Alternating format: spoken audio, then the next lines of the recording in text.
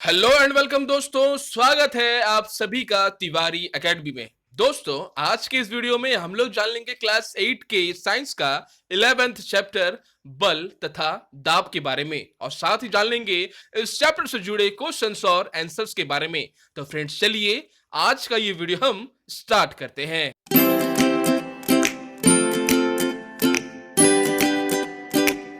तो फ्रेंड्स, जिस प्रकार आप देख पा रहे हैं, चैप्टर्स का हेडिंग है बल तथा दाब। तो फ्रेंड्स, चलिए सबसे पहले हम जान लेते हैं कि आखिर इस चैप्टर्स में आपको कौन सी बातें बताई गई हैं।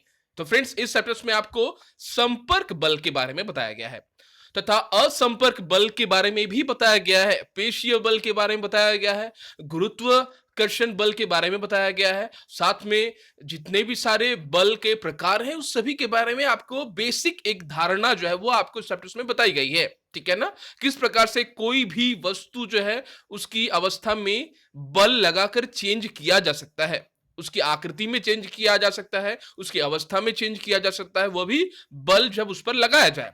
साथ में आपको बताया गया है दाब के बारे में, किस प्रकार वायुमंडल की जो दाब है ना वह हमारे ऊपर पड़ रहे होते हैं। ठीक है ना? साथ में इस वायुमंडलीय दाब हमारी पृथ्वी पर स्थित जितने भी प्रकार के ऑब्जेक्ट्स हैं, जो वस्तुएं हैं, उस प्रकार से पड़ रही होती है। किस प्रकार से? ठीक है ना? साथ में आपको बताया गया है कि ये जो दाब है ना वह जल के द्वारा यानी ठोस के द्वारा भी सृष्टि होती है, द्रव्य के द्वारा भी सृष्टि होती है और गैसीय पदार्थों के द्वारा भी सृष्टि होती है। यानी ओवरऑल कहा जाए आपको बल और दाब के बारे में एक धारणा जो है वो इस चैप्टर्स में बताई गई है। यह इस प्रकार आप कह सकते हैं कि यह बल और दबाव दाब का जो एक चैप्टर है, यह चैप्टर आपको हायर के क्लासेस में और भी ज्यादा आपको जानकारी देंगी। साथ में आपको यह बात भी बताई गई है कि यह चैप्टर कि आखिर किस प्रकार से आपको हेल्प करेगी फ्रेंड्स। तो फ्रेंड्स, इस यह जो चैप्टर ना आपको अगर आप फ्यूचर में अगर आप कंस्ट्रक्शंस अगर इंजीनियरिंग अगर लेकर पढ़ते हैं, इसके अलावा आप मरीन इंजीनियरिंग अगर लेकर पढ़ते हैं, तो उस जगह में भी आपको बल तथा दाब के बारे में बहुत सारी जो जानकारी है वो आपको इस चैप्टर्स के थ्रू आगे आपको हेल्प करेंगी। ठीक है ना? कि आखिर किस तरह से आप जानते हैं कि किस प्रकार से कोई भी मिट्टी में किसी भी प्रकार का बिल्डिंग बनाया जाए। ठीक है ना? कितना वह मिट्टी प्रेशर ले सकती है, किस प्रकार से किसी भी रेल के ब्रिज या फिर सड़क के जो ब्रिज होता है, जनरली ब्रिज जो बनाए जाते हैं, वह किस प्रकार से आखिर हेल्प करेंगे आपको। ठीक है ना? यह बल और दबाव उसमें भी आखिर लागू होता है वह नियम। तो फ्रेंड्स, चलिए जान लेते हैं कि आखिर ये जो बल है ना वो आखिर इस बल को हम किस तरह से परिभाषित कर सकते हैं। तो फ्रेंड्स, बल को आप इस तरह से परिभाषित कर सकते हैं कि बल एक प्रकार की ऊर्जा है, जब भी यह किसी वस्तु पर पड़ती है तो उसकी अवस्था में वह परिवर्तन कर देती है या फिर उसके आकार में वह परिवर्तन ला देती है बल। ठीक है ना? अगर आप बल नहीं लगाए तो वह वस्तु जैसी है वह वैसी ही रहेगी। ठीक है ना? जब तक उस पर कोई भी बाह्य बल जब तक उस पर नहीं लगता है। ठीक है ना? ध्यान देना है। अब आप जान लेंगे कि आखिर ये दाब क्या होती है। तो फ्रेंड्स, दाब आखिर बल किस प्रकार से किसी वस्तु पर लग रही है, ठीक है ना, उसके परिमाण को अगर आप मापते हैं तो कि आखिर कोई भी बल किस प्रकार से दबाव की सृष्टि करती है, तो यह होता है दाब। ठीक है ना? और दाब जो होता है वह किसी ऑब्जेक्ट पर होता है। ठीक है ना? ध्यान से समझना है, दाब आखिर किसी भी ऑब्जेक्ट पर ही लागू होता है और दाब को निकालने के भी बहुत सारे फॉर्मूलेज हैं, बहुत सारे बातें हैं जो आपको इस चैप्टर्स में बताई गई हैं। लेकिन यहां पर बेसिक धारणा आपको बताई गई है कि किस प्रकार से दाब जो है हमारे इस पूरे पृथ्वी के ऑब्जेक्ट, जितने भी सारे ऑब्जेक्ट्स हैं, उस पर सृष्टि कर रही है। ठीक है ना? तो फ्रेंड्स, चलिए सबसे पहले हम जान ले रहे हैं कि आखिर बल के बारे में कुछ बातें। ठीक है ना? जैसा आप सभी जानते हैं कि जो हमारी इस वस्तुएं जो हैं, हमारी पृथ्वी पर जितनी भी सारी वस्तुएं हैं ना फ्रेंड्स, तो वह जो है वो गतिशील है। बहुत सारी वस्तुएं हैं जो गतिशील है। तो अब आप यह जान लेते हैं कि आखिर जब भी बहुत सारे जो प्लेयर हैं, जो भी क्रिकेट खेलते हैं, जो भी फुटबॉल खेलते हैं, ठीक है ना, तो वह किस प्रकार से वस्तु को गतिशील करते हैं। तो फ्रेंड्स, आप सभी जानते हैं वस्तुओं को गतिशील करने के लिए आखिर क्या आवश्यकता होती है? ऊर्जा की आवश्यकता होती है। ठीक है ना? यानी जो बल होता है वह किसी भी वस्तु को जो कि खड़ा है, ठीक है ना, उसमें वह परिवर्तन लाती है। उदाहरण के अगर रूप में अगर कहा जाए, मान लेते हैं कोई एक कार खड़ी है, ठीक है ना, अगर उसे कोई भी आदमी एक धक्का देता है ना फ्रेंड्स, तो वह कार जो है वह चलने लगती है। ध्यान से समझना है, कार खड़ी है, धक्का दिया गया, कार फिर चल पड़ती है। फुटबॉल एक स्थिर अवस्था में है। मैदान के बीच में मान लें एक फुटबॉल रखा गया है, कोई प्लेयर कोई खिलाड़ी उस पर फुटबॉल पर किक करता है, तो क्या देखेंगे आप कि फुटबॉल जो है वह गतिशील हो जाती है। इसके अलावा आप कह सकते हैं कोई एक बॉलर है, ठीक है ना, क्रिकेट में बॉल कर रहा है और जो बैट्समैन है वह उस बॉल को दूसरी तरफ मूव कर देता है, यानी बल उस किसी भी वस्तु की जो दिशा है वह भी बदल सकती है, क्योंकि बॉल जो कर रहा है बॉलर वह बिल्कुल सीधा तरफ अगर बॉल फेंकता है तो बैट्समैन जो होता है वह दूसरी तरफ से मोड़ देता है उसकी गति को, ठीक है ना, यानी दिशा जो है वह बदल जाती है, यानी बल के द्वारा किसी भी वस्तु की दिशा भी बदल जाती है। अब है किसी वस्तु का आकार बदलना। अगर मान लेते हैं कोई भी मिट्टी के बर्तन हो, ठीक है ना, मिट्टी वाले कच्चे मिट्टी वाले बर्तन, ठीक है ना, या फिर आप पॉटर जो होता है वो जनरली मिट्टी के ही सामान बनाते हैं। मिट्टी का अगर गोल अगर गेंद हम ले लें उस पर आप एक बल की सृष्टि करो, उसको अगर आप दबाते हैं तो आप देखेंगे कि उसकी आकृति में परिवर्तन हो जाता है। तो यहां पर आकार जो है वो पूरी तरह से बदल जा रहा है बल की सृष्टि के कारण, ठीक है ना। वहीं दूसरी तरफ देखा जाए, मैंने कहा आपको कोई कार खड़ी है उस पर अगर आप धक्का देते हैं, या फिर कोई साइकिल अगर खड़ी होती है उस पर अगर आप धक्का देते हैं तो वो साइकिल चलने लगती है, या फिर कार जो है वो मूव होने लगता है, ठीक है ना। अब है कि इसमें लगने वाला जो बल होता है ना उसके ही अकॉर्डिंग, उसके ही अनुसार जो वस्तुएं मूव करती हैं, ठीक है ना।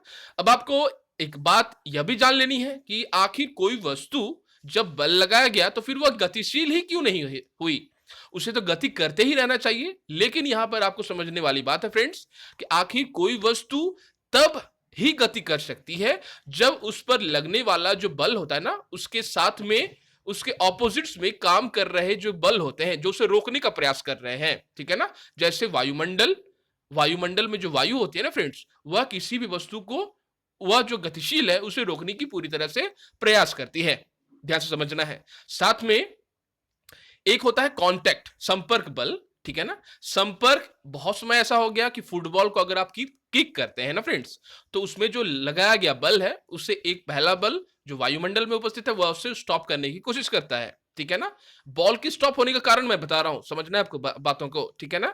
वायुमंडल में उपस्थित वायु वह उसे स्टॉप करने की कोशिश करती है, और साथ में जब वह धरातल पर, जब पृथ्वी पर वह टच कर रही होती है तो वह भी उसे स्टॉप करने की कोशिश करती है फ्रेंड्स, ठीक है ना। तो यह बात आपको समझनी है ध्यान से। अब आपको जान लेना है कि किस प्रकार से कोई जो खिलाड़ी है ना फ्रेंड्स, वह किस प्रकार से किसी भी वस्तु को रोक रहे होते हैं। यानी आप यह भी बात जान लें कि बल के द्वारा किसी भी गतिशील वस्तु को आप रोक सकते हैं, ठीक है ना। तो फ्रेंड्स जैसा आप सभी जानते हैं, आप देख पा रहे हैं कि ये जो प्लेयर है ना फ्रेंड्स, ये गोलकीपर आप देख पा रहे हैं, ये फुटबॉल को किस तरह से वो रोक रहा है।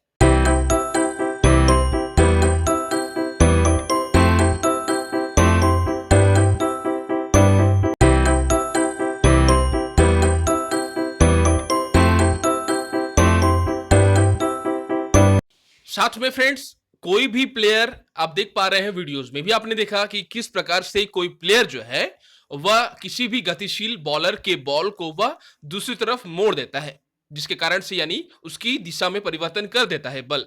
यानी बल के द्वारा आप किसी भी वस्तु को आप उसकी गति को आप मोड़ सकते हैं, दूसरी दिशा दे सकते हैं। किसी भी गतिशील वस्तु को आप रोकने की कोशिश करते हैं वह रुक जाती है, या फिर कोई भी वस्तु जो खड़ी है, जो स्थिर है, उसमें आप गतिशील ला सकते हैं, ठीक है ना। ये बात आपको याद रखनी है फ्रेंड्स। यानी बल के बहुत सारे जो काम एग्जांपल्स हैं आप देख पा रहे हैं। आप साथ में आप जानते हैं कि जो कोई भी गोल्फ प्लेयर है ना, जो कि बॉल स्थिर हुई रहती है, तो एक एनर्जी, एक बल के द्वारा उसे वह गति करते हैं, और वह गति के साथ वह बॉल काफी दूर जाकर गिरती है। अब आपको जान लेना है कि ये जो बल है ना फ्रेंड्स, वो किस प्रकार से किसी वस्तु पर वर्क कर रही होती है, किस प्रकार के काम को हम कहेंगे कि आखिर ये बल जो है पूरी तरह से काम कर रहे होते हैं।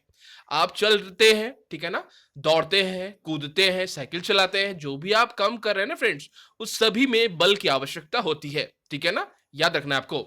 जैसे आप कह सकते हैं किसी भी चीज को उठाना हो, किसी भी चीज को खोलना, बंद करना, ठोकर मारना या फिर हिट करना, प्रहार करना, धक्का देना, खींचना, ये जितने भी सारी क्रियाएं हैं जो काम कर रही होती हैं, जो आप करते हैं जनरली, उस सभी में बल की ही आवश्यकता होती है फ्रेंड्स, ठीक है ना।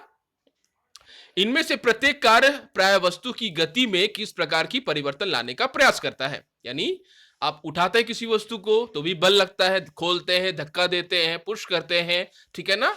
तो अब आपको जान लेना है कि बल जो अपकर्षण है या फिर अभिकर्षण है, ठीक है ना। अपकर्षण है या फिर अभिकर्षण है। क्या बल पुल है? क्या बल को आप अपकर्षण यानी अपनी तरफ खींचना, ठीक है ना, अभिकर्षण यानी धक्का देना, ठीक है ना, यानी पुल है, पुश है, क्या है, जिसे आपको समझना है। तो फ्रेंड्स, जब भी आप देखते हैं कि बहुत सारे जो प्लेयर्स है, जो भी फील्ड्स में काम कर रहे होते हैं ना, यानी बैट्समैन हो या बॉलर हो या फिर गोलकीपर हो, ठीक है ना, वो अपनी तरफ से पूरी तरह से कोशिश कर रहे होते हैं अपने काम को सुचारू रूप से करने के लिए। बैट्समैन अच्छी तरह से कोशिश करता है कि बॉल को वह बाउंड्री के बाहर दे पाए, वहीं गोलकीपर यह कोशिश करता है कि बॉल को वह बहुत ही आसानी से वह रोक पाए, जो कि प्लेयर जो है वो किक करते हैं वो गोल की तरफ, ठीक है ना, वह रोकने की कोशिश करता है। यहां सभी प्रकार के जो आप प्लेयर देख पा रहे हैं वो सभी बल का ही प्रयोग कर रहे हैं, जिसके कारण से यह जो काम है ये पॉसिबल हो पा रहा है, ठीक है ना, समझना है आपको। साथ में बहुत ही और भी आसान के एग्जांपल्स हैं, जैसे आप दरवाजा खोलते हैं, ठीक है ना, या बंद करते हैं, उसमें भी बल लगता है। या फिर आप कह सकते हैं कुएं से पानी, जो पानी की बाल्टी को निकालना, यह भी बल का एग्जांपल्स है, ठीक है ना। फुटबॉल के खिलाड़ी का पेनाल्टी किक भी, वह भी बल का ही एग्जांपल है। एक बल्लेबाज द्वारा क्रिकेट की गेंद पर प्रहार करना बल का ही एग्जांपल्स है। लदी हुई बैलगाड़ी जो चलती है वह भी बल का एग्जांपल्स है, ठीक है। अब हम जान लेंगे कि आखिर विज्ञान की भाषा में, साइंस के डेफिनेशंस के अकॉर्डिंग, साइंस वह किस तरह से बल को डिफाइन करता है, किस तरह से बल को परिभाषित करता है। आखिर हम किस प्रकार से बल को डिफाइन कर पाएंगे अपने आंसर शीट्स में। तो आप लिखेंगे फ्रेंड्स कि विज्ञान में कहा जाता है कि किसी भी वस्तु पर लगने वाले धक्के, अभिकर्षण, ध्यान देना है, धक्का जिसे हम अभिकर्षण कहते हैं और खिंचाव को अपकर्षण, ठीक है ना, यानी किसी भी वस्तु पर लगने वाले धक्के यानी अभिकर्षण और खिंचाव जिसे हम अपकर्षण को हम बल कह रहे हैं। यानी बल का लगना हम किसे कहेंगे? किसी भी वस्तु पर लगने वाला धक्का या खिंचाव को ही हम बल कह रहे हैं, याद आपको रखना है, ठीक है ना। अब है कि किसी भी वस्तु को दी गई गति जो होती है ना, ध्यान से समझना है। अतः आप कह सकते हैं कि वस्तु को दी गई गति बल लगने के कारण ही होती है, ठीक है ना। जैसे अब आपको समझना है कि आखिर बल अन्योन्य क्रिया के कारण लगते हैं, किस प्रकार से यह क्रिया काम करती है। यानी सिंपल अगर शब्दों में कहा जाए तो बल इंट्रैक्ट के कारण होता है, ठीक है ना। जब भी कोई वस्तु दूसरे वस्तु के संपर्क में आती है तो ही बल का जनरली जो काम है वह हो पाता है। जैसे मैंने आपको कुछ देर पहले ही बताया फ्रेंड्स कि आखिर मान लिया जाए कोई एक कार खड़ी है, ठीक है ना, आप देख पा रहे हैं, तो वह स्थिर है। जैसे ही उस पर बल लगाया गया एक आदमी के द्वारा तो फिर कार जब वो मूव करने लगती है, कार क्या होती है? कार का मूवमेंट होने लगता है और वह जो है वह चलने लगती है। अब देख पा रहे हैं ये फोर्सफुली आदमी इसे फोर्स दे रहा है, कुछ बल उस पर दे रहा है और फिर कार मूव होने लगती है।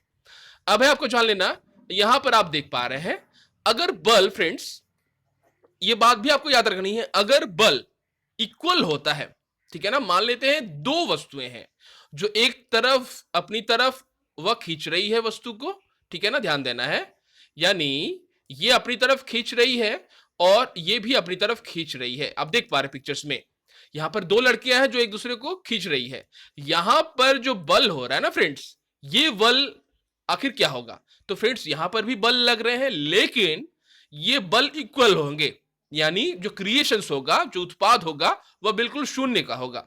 ध्यान देना है, अगर कोई बड़ा पर्सन मान लेते हैं, ठीक है ना, कोई बड़ा सा आदमी अगर एक छोटे से बच्चे को अगर पुश कर रहा होता है, खींच रहा होता है अपनी तरफ, मान लेते हैं, ठीक है ना, मान लेते हैं वो अपनी तरफ खींच रहा है, तो बड़े व्यक्ति के द्वारा लगाए गए जो बल होते हैं वो बड़ी आसानी से बच्चे को अपनी तरफ खींच लेंगे। यहां पर लगाया गया जो बल है ना, बड़े लोगों के द्वारा, उनके द्वारा लगाया गया जो बल होता है, अपनी तरफ खिंचाव जो बल होता है वह उस बच्चे के तुलना में ज्यादा है, इसलिए बच्चा उसकी तरफ चला आता है बड़ी आसानी के साथ। लेकिन जब दो आदमी एक ही तरह के बल लगाते हैं, बिल्कुल एक ही फोर्स में बल लगाते हैं, ठीक है ना, तो क्या होता है? मूवमेंट नहीं हो पाता है वह, बल्कि स्थिर एक ही जगह पर स्थिर होता है, ठीक है ना। तो फ्रेंड्स इस तरह का भी आपने कई बार देखे होंगे अपने गांव या फिर अपने आसपास में, अपने जरूर देखे होंगे कि व्यक्ति जो है एक बैल को या फिर गाय को खींचने की कोशिश कर रहा है, और जो गाय है वो हिलने का तो नाम ही नहीं ले रही है। इसके पीछे का रीजन, गाय जो है वो अब इस तरफ खींचता है, बल को लगाता है, और आदमी इस तरफ से बल को लगाता है। यहां पर जो बल है अगर नहीं हिल रहे हैं, मान लिया जाए बिल्कुल दोनों एक ही तरह है, दोनों का खिंचाव हो रहा है, ठीक है ना, तो यहां पर जो बल होगा वो शून्य होगा, ठीक है ना, इसीलिए मूवमेंट कहीं नहीं हो रहा है, बिल्कुल एक ही तरह पर स्थिर है। लेकिन जैसे ही गाय अगर बल लगाए तो यह आदमी उस तरफ चला जाएगा, यहां पर यानी गाय के द्वारा लगाया गया जो बल है वो ज्यादा होगा।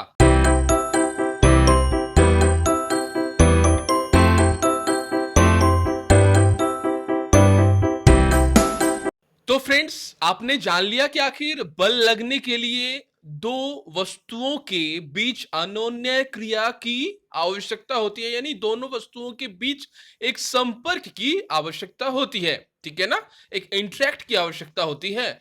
बिना इंटरेक्ट हुए बिना, ठीक है ना, बल जो है वो काम कैसे कर पाएगा। जैसा आपने पिक्चर्स में भी जाना कि आखिर किस प्रकार से जो बल है वो काम कर रही है। आपने इस गाड़ी के उदाहरण के माध्यम से भी जाना कि आखिर गाड़ी जो है तभी गतिशील हो रही है जब आदमी ने उसे टच किया है, ठीक है ना।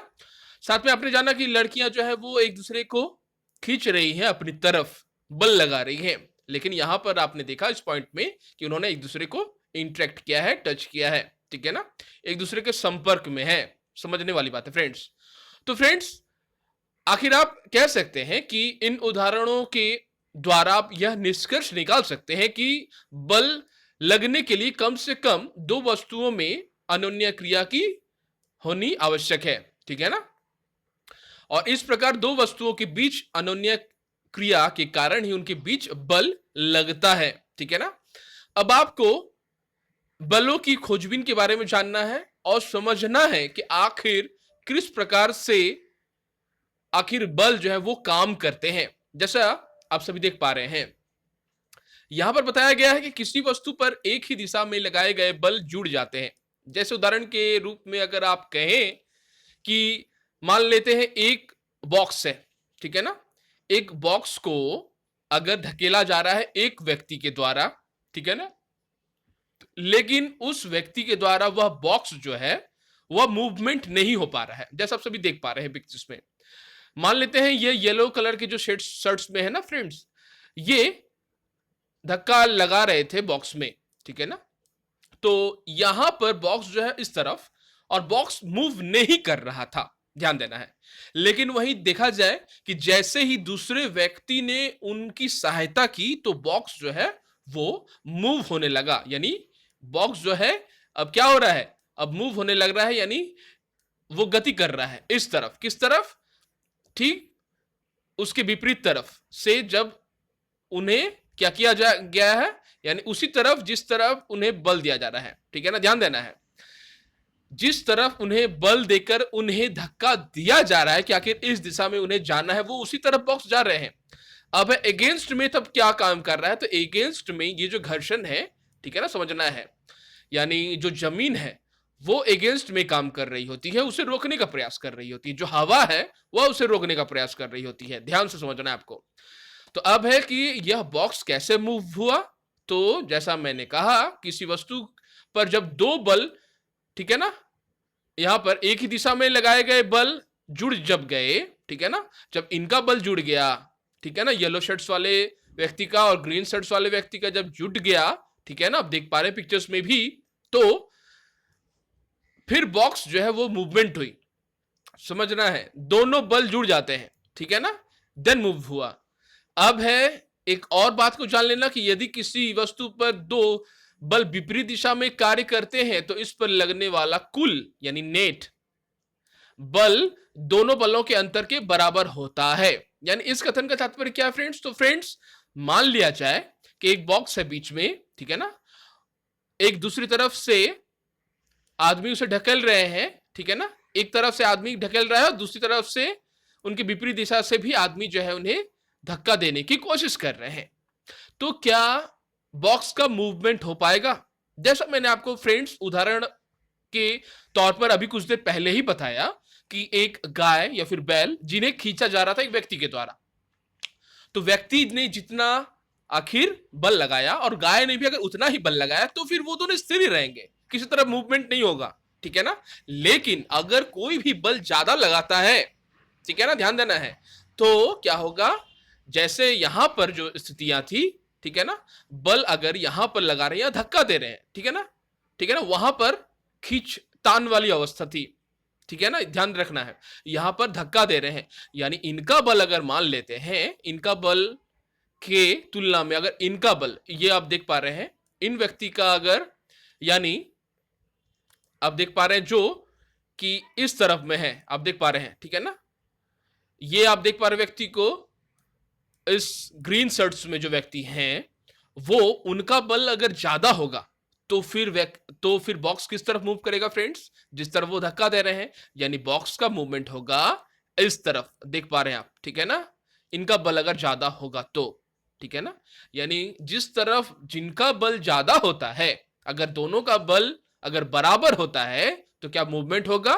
तो इसका उत्तर होगा नहीं फ्रेंड्स। दोनों का बल अगर बराबर होगा तो नेट जो बल है, जो कुल बल है, वो शून्य होगा, शून्य, ध्यान देना है, वो जीरो होगा, बिल्कुल जीरो। तो जीरो होने से मूवमेंट नहीं होगा।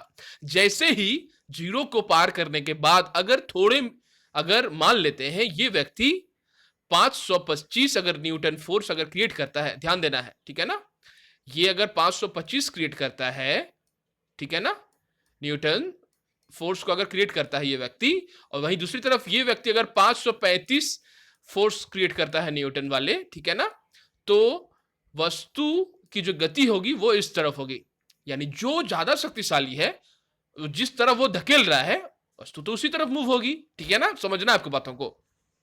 तो इसीलिए यहां पर बताया जा रहा है, अगर दो बराबर होंगे, 525 न्यूटन वाले जो फोर्स है वो अगर ये लगाते हैं एक तरफ से, दूसरी तरफ से भी 525 न्यूटन वाले फोर्स दूसरी तरफ से लगा रहे हैं अगर, तो फिर बक्से का मूवमेंट नहीं होगा। आप देख पा रहे हैं, मैंने आपको कुछ देर पहले बताया, ठीक है ना। इसलिए यह कथन आपको बताया गया कि किसी वस्तु पर दो बल विपरीत दिशा में अगर कार्य करते हैं तो फिर इस पर लगने वाला कुल यानी नेट, ठीक है ना, बलों के अंतर के बराबर ही होगा, ठीक है ना, ध्यान देना है। तो फ्रेंड्स अब आपको जान लेना है कि इस प्रकार आपने क्या सीखा, आपने यह सीखा कि बल एक दूसरे से बड़ा या फिर छोटा हो सकता है, ठीक है ना, जैसा मैंने आपको कहा कुछ देर पहले, ठीक है ना। अब बल की प्रबलता प्रायः इसके परिमाण से ही मापी जाती है। बल ज्यादा है कैसे पता चलेगा, उसके परिमाण से, ठीक है ना, समझना है आपको बातों को फ्रेंड्स। अब है आपको जान लेना कि आखिर बल के बारे में हमें उस दिशा का उल्लेख करना भी आवश्यक होता है जिसमें बल कार्य करता है, जिस दिशा की तरफ बल कार्य करता है, ठीक है ना, ये बात भी आपको याद रखनी है। याद रखिए, यदि लगाए गए बल की दिशा या परिमाण में परिवर्तन हो जाए तो इसका प्रभाव भी बदल जाता है फ्रेंड्स, ठीक है ना, ये बात भी आपको याद रखनी है, उसका प्रभाव भी बदल जाता है, उसका शेप्स आकार परिवर्तन हो जाता है, उसकी ऑब्जेक्ट्स उस वस्तु की स्थिति में परिवर्तन हो जाता है, ठीक है ना। यहां पर ये ऑब्जेक्ट ठोस है, इसकी स्थिति में परिवर्तन होगा, समझना आपको बातों को, ठीक है ना। अब आपको जान लेना है फ्रेंड्स कि आखिर बल वस्तु की गति की अवस्था में भी परिवर्तन कर सकता है। इसके बारे में आपने जाना कि बल जो है किसी वस्तु की गति को कैसे वो चेंज कर सकता है, ठीक है ना।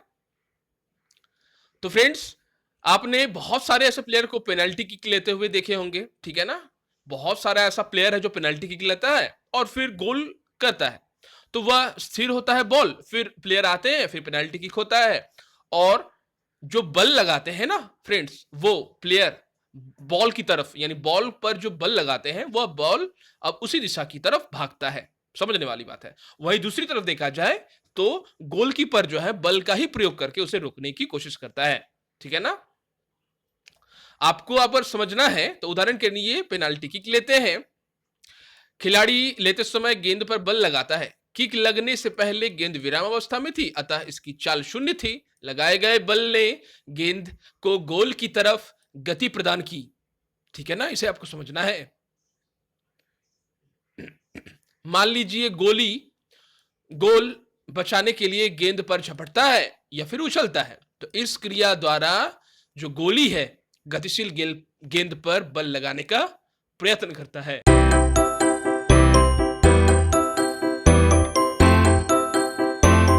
तो फ्रेंड्स साथ में आपको यह बात भी याद रखनी है कि गोलकीपर द्वारा लगाया गया जो बल है, गेंद जिस पर उस जो वो जो बल लगाता है बॉल पर यानी गेंद पर, ठीक है ना, जो उससे वह रोक सकता है बल लगाकर। जैसा मैंने आपको कुछ देर पहले ही बताया, उसे रोका या फिर जा सकता है या फिर विक्षेपित कर सकता है, किसी और डायरेक्शन में मोड़ दिया जाता है और गोल होने से बचा सकता है।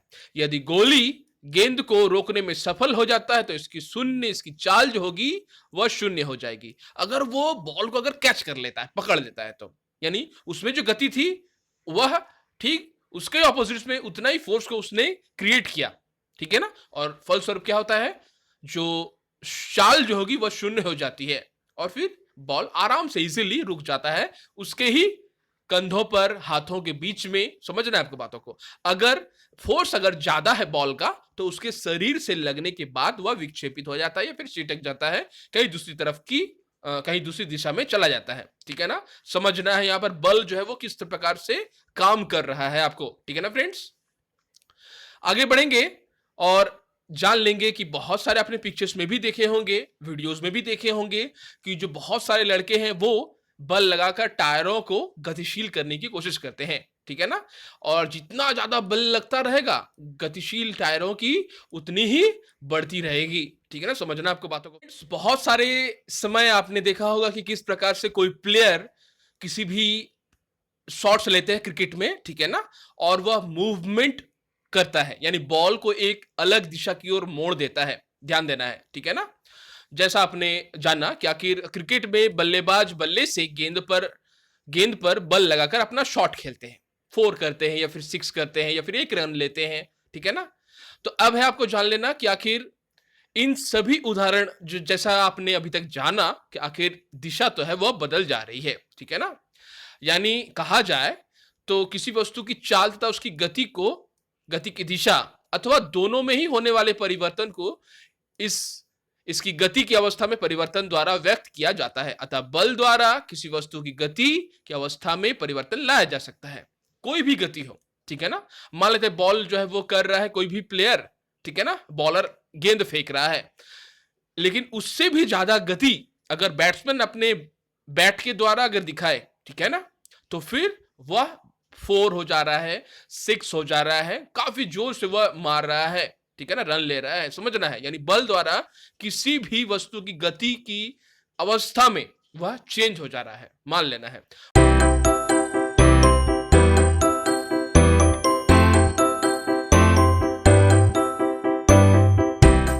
अब आपको कुछ बातें जान लेनी है कि आखिर बल जो होता है ना वह किसी भी वस्तु की आकृति में, ठीक है ना, परिवर्तन कर सकता है। ध्यान से समझना है, बल किसी भी वस्तु की आकृति में चेंज कर सकता है। मान लेते हैं कोई एक, ठीक है ना, कोई एक ये मिट्टी वाला कोई बॉल है, ठीक है ना, मिट्टी वाला कच्ची मिट्टी का है, ठीक है ना।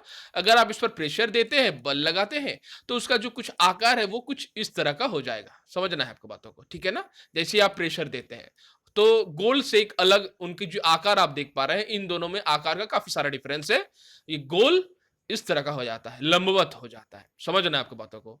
तो अब अगर आप उदाहरण के रूप में अगर कह सके कि बल जो है किसी वस्तु की आकृति को चेंज कर सकता है, कैसे हम पता लगाएं, तो मान लेते हैं कि जो गूंथने वाला जो आटा होता है, ठीक है ना, तो आप आटा को अगर आप गोल गोल करते हैं, उसके बाद करने के बाद आप जैसे ही प्रेशर देते हैं तो उसका एक आकार अलग हो जाता है। जैसे मिट्टी के बारे में अभी मैंने कुछ बताया।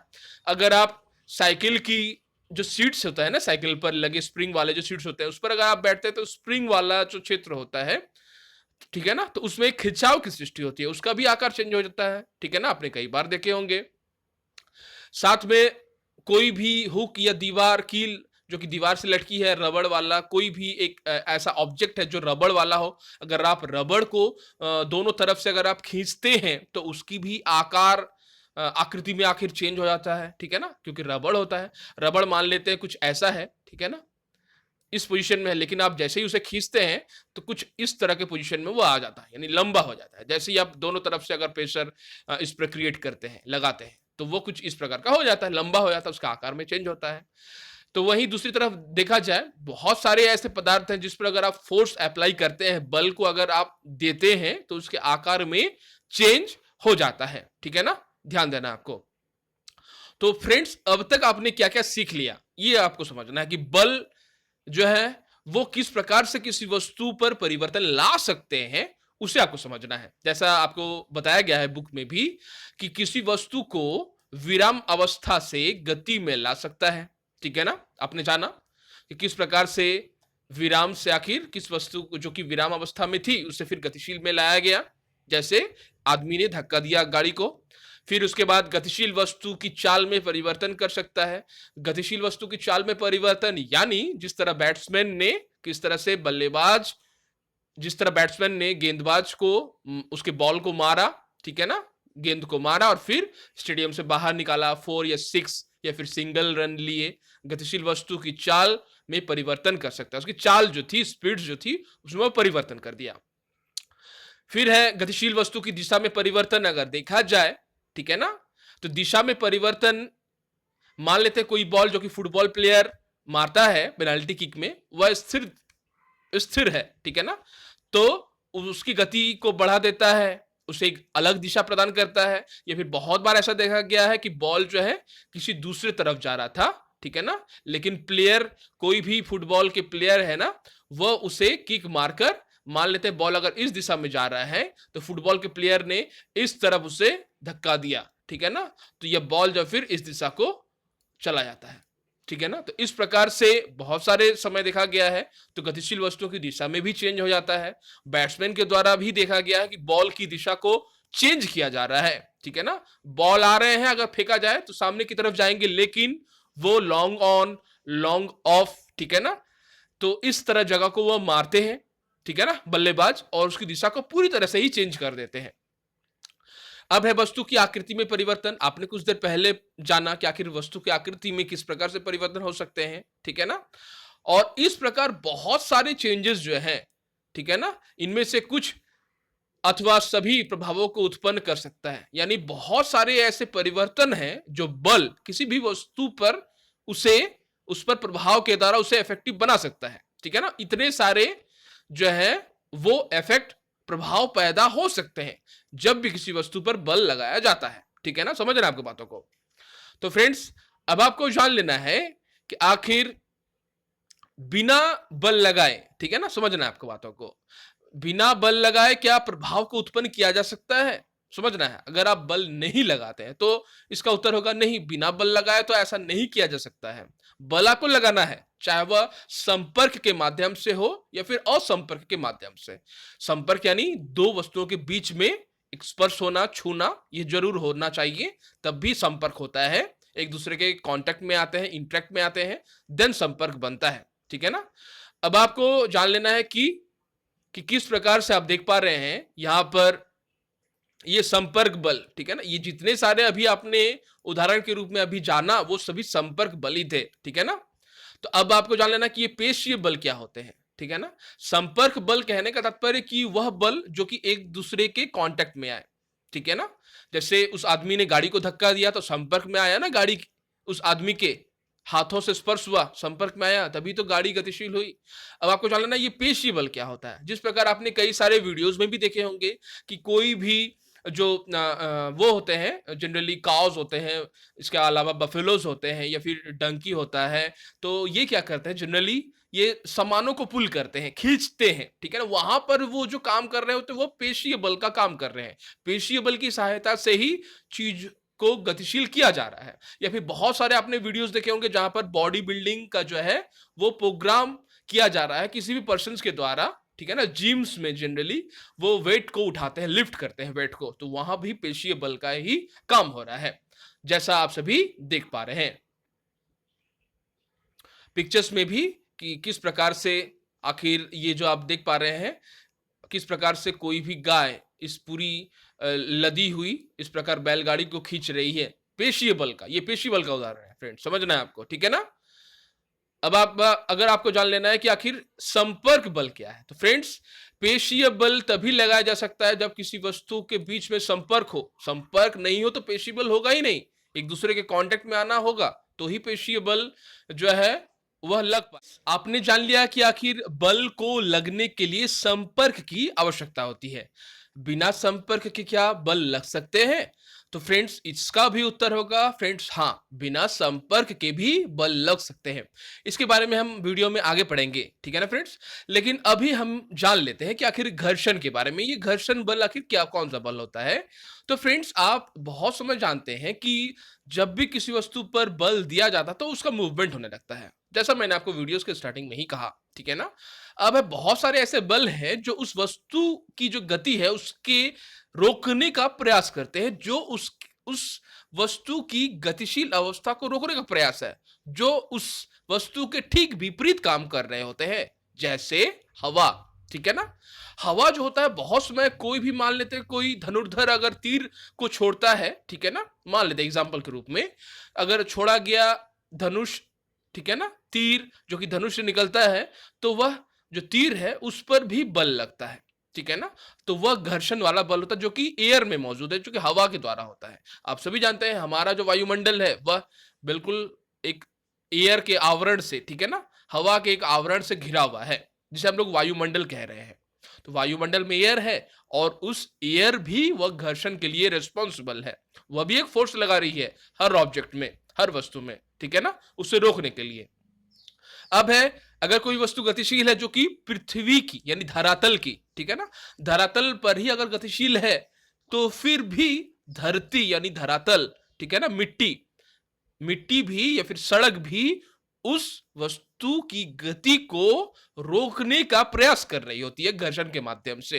यानी वायुमंडल भी घर्षण का काम कर रही है, और वह मिट्टी या फिर वह रास्ता, ठीक है ना, जिस पर वह चल रही है, मूवमेंट हो रहा है, वह भी उसे स्थिर करने का काम कर रही है। इसे हम लोग घर्षण कह रहे हैं, घर्षण के माध्यम से, ठीक है ना। जैसे एग्जाम्पल के रूप में कहा जाए कि अगर फर्श पर लुढ़कने वाली गेंद, क्योंकि वह फर्श पर सटी है, जैसा मैंने आपको कहा, फर्श पर लुढ़कने वाली गेंद धीरे धीरे धीमी हो जाती है और अंत में रुक जाती है। इसके पीछे का रीजन घर्षण होता है, घर्षण बल काम कर रहे होते हैं। साइकिल चलाते समय जब हम पैडल चलाना बंद कर देते हैं तो ये धीरे धीरे भी धीमी हो जाती है और अंत में रुक जाती है। यहाँ भी साइकिल के जो टायर होते हैं, जो व्हील होती है, जो मिट्टी के साथ कांटेक्ट में है, जो सड़क के साथ कांटेक्ट में है, तो वह भी उसे रोकने का प्रयास करते हैं। तो घर्षण भी एक बल है जो कि किसी भी गतिशील वस्तु को रोकने का काम कर रही है फ्रेंड्स, ठीक है ना, समझना है आपको। तो फ्रेंड्स अब हम लोग जान लेंगे कि आखिर असंपर्क बल क्या है। असंपर्क बल अभी आपने जो जाना वह संपर्क बल था। अब हम लोग असंपर्क बल के बारे में जान लेंगे, जहां पर संपर्क हुए बिना भी, ठीक है ना, किसी एक वस्तु का किसी दूसरी वस्तु के साथ संपर्क हुए बिना भी बल लगता है, ध्यान देना है। तो एग्जाम्पल के रूप में पहला बल जो है वह चुंबकीय बल है। तो चुंबक बल में आप क्या बल को आप देख पाते हैं, उसके एनर्जी को देख पाते हैं, फोर्स को क्या देख पाते हैं? तो इसका उत्तर होगा नहीं, क्योंकि चुंबक जो होता है ना फ्रेंड्स, उसमें एक आकर्षण की क्षमता जो है वो पाई जाती है, ध्यान देना है, ठीक है ना।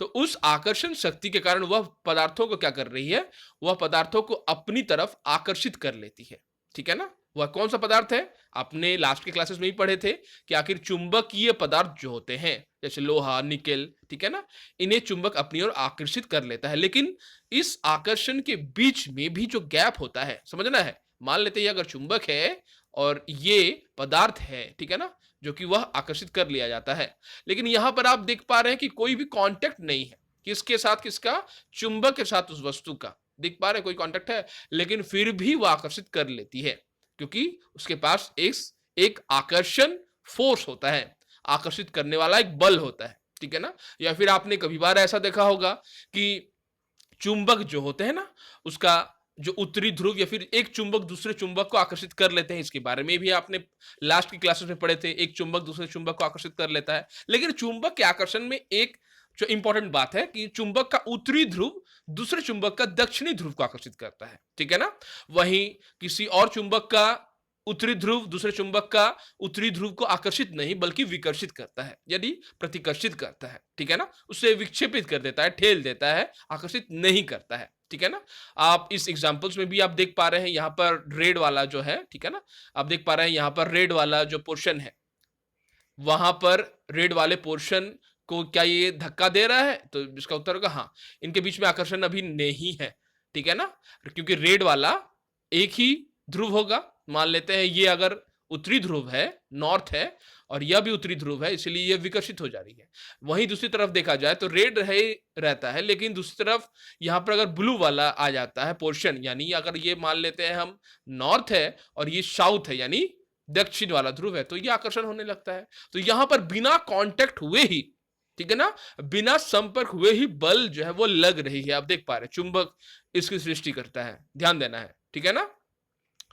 या फिर आप ऐसा भी कह सकते हैं, बहुत बार ऐसा देखा गया है कि आखिर असंपर्क बल का बहुत एक अच्छा उदाहरण है, जैसा आप देख पा रहे हैं पिक्चर्स में भी, कि कागज से रगड़ा हुआ स्ट्रॉ दूसरे स्ट्रॉ को आकर्षित करता है, लेकिन यदि लटका हुआ स्ट्रॉ भी कागज की शीट से रगड़ दिया जाए तो यह उसे प्रतिकर्षित करता है, यानी विक्षेपित करता है, यानी उसे अलग करता है। यानी आपने यह भी जाना लास्ट क्लासेस में, ठीक है ना, कि आखिर दो चुंबक के समान ध्रुव, जैसा मैंने आपको कुछ देर पहले ही बताया, प्रति समान ध्रुव एक दूसरे को प्रतिकर्षित करते हैं, ठीक है ना, तथा असमान ध्रुव एक दूसरे को आकर्षित करते हैं।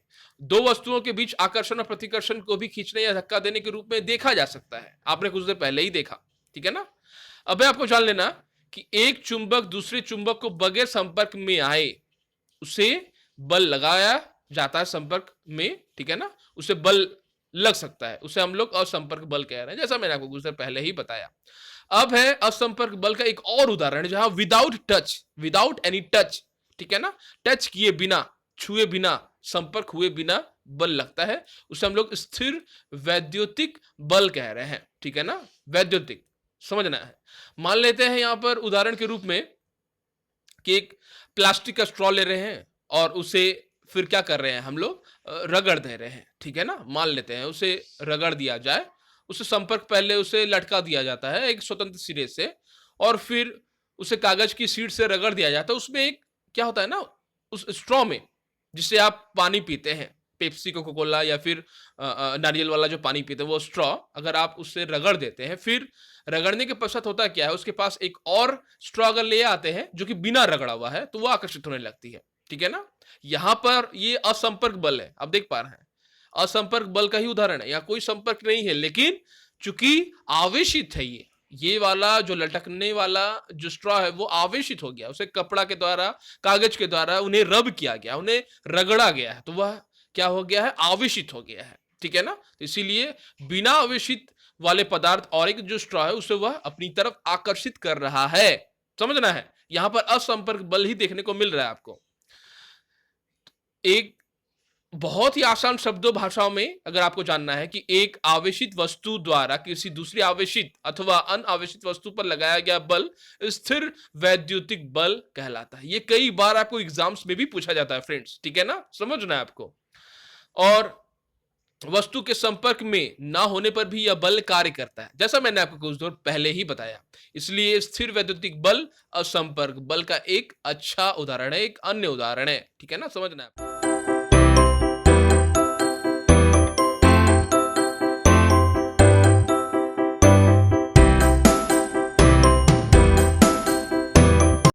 तो फ्रेंड्स, अगर एक बलून को रब करने के बाद जैसे ही उसे कागज के टुकड़ों के पास ले जाया गया, ठीक है, तो कागज के टुकड़े, ठीक है ना, जो कि आवेशित नहीं थे, बैलून आवेशित था क्योंकि उसे रगड़ा गया था हेयर के द्वारा, तो वह उसके कांटेक्ट में आने से पहले ही संपर्क में नहीं आया, लेकिन वो क्या हुआ, बल की सृष्टि हुई, वह उसके तरफ खींचा चला गया, ठीक है ना।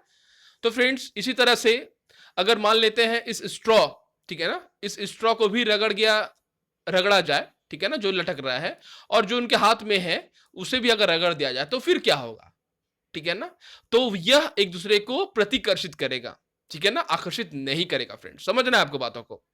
तो फ्रेंड्स, अगर हम बात करें आगे गुरुत्वाकर्षण बल के बारे में, तो फिर गुरुत्वाकर्षण बल भी एक असंपर्क है फ्रेंड्स, ठीक है ना। यहां कोई भी ऑब्जेक्ट, ठीक है ना, जो बिल्कुल हमारे अर्थ से ऊपर की अवस्था में है, तो उसे क्या कर रही है, वह उसे पृथ्वी अपनी केंद्र की तरफ आकर्षित करने की कोशिश करती है, ठीक है ना। और इस गुरुत्वाकर्षण बल की खोज न्यूटन ने की थी, याद रखना है, न्यूटन ने, ठीक है ना, समझना आपको बातों को। क्योंकि न्यूटन एक समय एक बगीचे में बैठे थे और उन्होंने देखा कि बहुत एक पेड़ के नीचे, और देखा कि एक फल जो है वो नीचे आ गया और जमीन पर ही गिरा, तो उन्होंने सोचा कि आखिर ये क्यों जमीन पर गिरा, ठीक है ना। इसके बारे में थ्योरी जो है यहां से ही सृष्टि होती है इस थ्योरी की, ठीक है ना, सिद्धांत की। तो गुरुत्वाकर्षण बल आखिर वह बल है जिससे पृथ्वी जो है किसी भी वस्तु को अपने केंद्र की तरफ खींचने का प्रयास करती है, गुरुत्वाकर्षण बल कहलाती है। समझ रहे हैं आपको बातों को, ठीक है ना।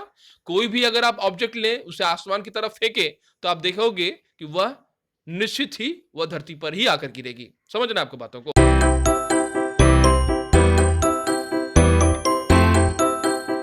अब आपको जान लेना है कि जो भी वस्तुएं हैं, जैसा आपने देखा, वस्तुएं पृथ्वी की ओर इसलिए गिरती हैं क्योंकि यह उन्हें अपनी तरफ आकर्षित करती है। इसलिए इस बल को हम गुरुत्व बल या फिर केवल गुरुत्व हम कह रहे हैं, ठीक है ना।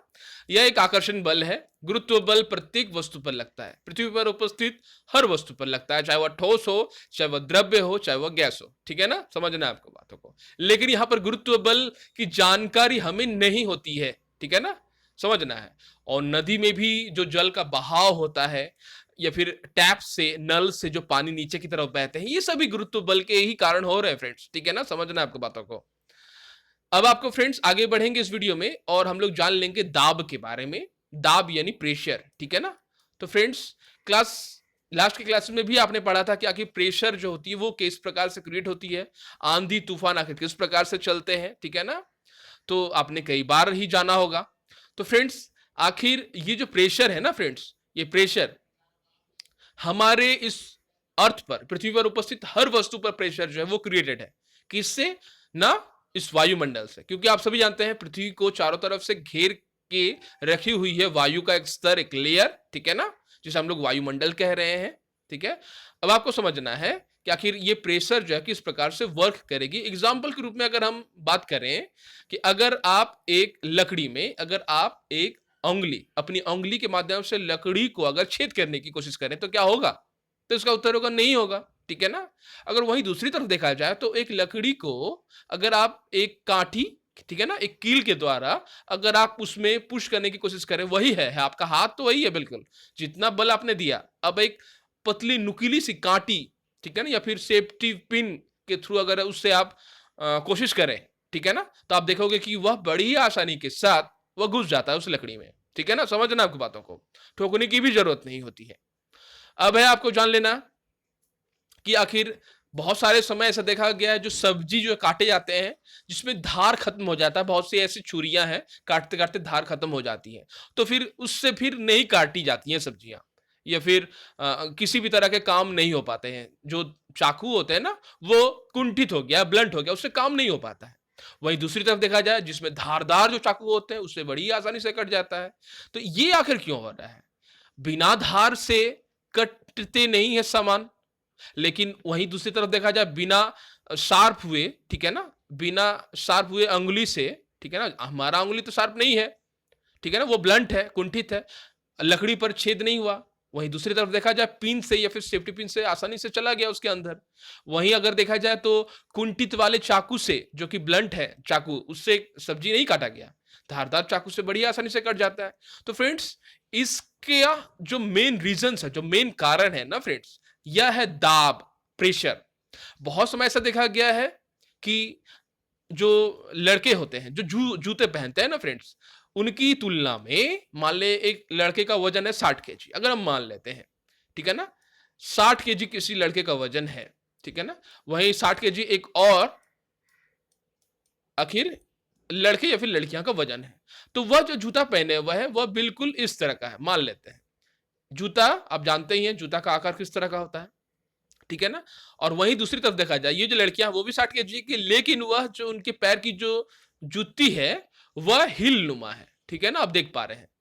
तो आखिर दबाव जो होगा वो किस पर ज्यादा होगा पता है आपको फ्रेंड्स, वो दाब आखिर इस वाले पर ज्यादा होगा, ध्यान देना है, ठीक है ना, इस वाले पर ज्यादा होगा और इस वाले पर कम, क्योंकि इसका जो एरिया आप देख पा रहे हैं ना, ये जूते वाला जो एरिया है, ठीक है ना, अगर हम इस तरह से ही बनाए एक जूते की आकार का, तो जूते वाले एरिया की तुलना में ये जो आप शार्प जो आप सैंडल देख पा रहे हैं इसमें ज्यादा दाब होगा, ठीक है ना, क्योंकि इसका एरिया बहुत ही कम है फ्रेंड्स और वहां पर इसका एरिया काफी ज्यादा है, ठीक है ना, इसलिए दबाव इस पर ज्यादा होगा ना कि इस पर, ठीक है ना। लेकिन दोनों ही मास यहां पर एक ही है, एक ही वजन है, एक ही भार है, ठीक है ना। समझना आपकी बातों को फ्रेंड्स। तो फ्रेंड्स आप देख पा रहे हैं यहां पर आखिर किस प्रकार से आखिर दाब जो है वो काम करता है। अब आपको इसीलिए ये जो जितने भी शार्प होंगे ना ऑब्जेक्ट, वहां उतना ही प्रेशर से आप अगर आप किसी भी शार्प ऑब्जेक्ट से अगर आप किसी भी जैसे शार्प अगर चाकू से अगर आप काटते हैं सब्जियों को बड़ी आसानी से कट जाते हैं, ठीक है ना। तो इसे हम बड़ी ही आसानी के साथ इसे हम बता सकते हैं। जैसे उदाहरण के रूप में कहा जाए, किसी पृष्ठ के प्रति, ध्यान से समझना है, किसी भी पृष्ठ के प्रति एकांक क्षेत्रफल पर लगने वाला बल दाब कहलाता है। समझना है आपको, ठीक है ना। किसी पृष्ठ के प्रति एकांक क्षेत्रफल पर लगने वाला बल दाब कहलाता है। जैसे क्षेत्रफल यहां पर आखिर क्यों इंपॉर्टेंट है समझना है, क्षेत्रफल, क्योंकि वह एक क्षेत्रफल जिस क्षेत्रफल पर दाब लग रहा है वो पहले दिखना है, ठीक है ना। वह क्षेत्रफल आखिर कितना है, ठीक है ना। अगर क्षेत्रफल बड़ा हुआ, मान लेते हैं क्षेत्रफल बड़ा हुआ, तो फिर जो दाब होगा वह तो कम जाएगा ना फ्रेंड्स। क्षेत्रफल जितना ही छोटा होगा, समझना है, क्षेत्रफल जितना ही छोटा होगा तो वह दाब जो है उतना ज्यादा होगा, समझना। इसीलिए कुंठित छुरी से सब्जियां नहीं कट रही थी, हमारे उंगली से छेद नहीं हो पा रहे थे ये लकड़ियां, ठीक है ना। इसलिए जितना हम पतला लेंगे, जितना ही शार्प लेंगे, बल दाब जो होगा उतना ही ज्यादा होगा, समझना है। इसीलिए किसी भी पृष्ठ के प्रति एकांक क्षेत्रफल पर लगने वाले बल को हम दाब कह रहे हैं। इसीलिए जो बल लगा उससे अगर हम डिवाइड कर दें क्षेत्रफल जिस पर यह लग रहा है, ठीक है ना, तो हम इजीली दाब को हम निकाल सकते हैं। समझना आपकी बातों को, ठीक है ना। अब है आपको जान लेना कि आखिर ये जो आप देख पा रहे हैं, ठीक है ना, भारी बोझ को ले जाते हुए कूली जनरली क्या करते हैं ना, भारी वस्तुओं को लेते हैं, लेकिन वो लेने से पहले अपने माथे पर, सिर पर एक पगड़ी नुमा एक स्ट्रक्चर बना लेते हैं, ठीक है ना। एक पगड़ी नुमा एक स्ट्रक्चर बना लेते हैं इस तरह से। इससे क्या होता है, इनका एरिया जो है, ये एरिया बढ़ गया। अब देख पा रहे हैं, अगर मान लेते ये बॉक्स अगर नुकीला होता है इस प्रकार का, तो क्या ये अपने सिर पर ले पाते? इसका उत्तर होगा नहीं। इसीलिए इसका एरिया जैसे ही वो बढ़ा देते हैं तो दाब जो है वो कम हो जाता है, और नुकीले वाले क्षेत्र का या फिर तीखे वाले क्षेत्र का जो दाब होगा वो हमेशा ज्यादा होता है फ्रेंड्स, ये आपको समझना है, ठीक है ना। और ब्लंट वाले जो वस्तुएं होती हैं उसका एरिया, उसका जो प्रेशर होता है, दाब जो होता है वो काफी कम होता है। इसलिए ये ऐसा बना लेते हैं एक स्ट्रक्चर, और फिर उस पर अपने वस्तुओं को रखते हैं। इसे बड़ी आसानी से वह ले जाते हैं क्योंकि दाब जो होता है कम सृष्टि होता है, ठीक है ना। समझना आपको बातों को।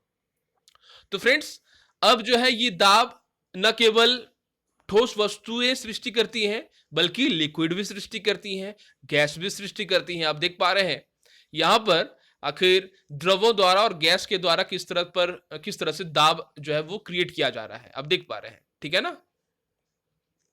आप देख पा रहे हैं यहां पर दो लिए गए हैं बर्तन पतले वाले, आप देख पा रहे हैं, बिल्कुल स्ट्रक्चर है, बिल्कुल पतला बेलनाकार, पानी भरा हुआ है आधा तक और यहां पर पूरा भरा हुआ है, ठीक है ना। भरने के बाद नीचे एक बलून वाली एक लगाई गई है वस्तु, ठीक है ना।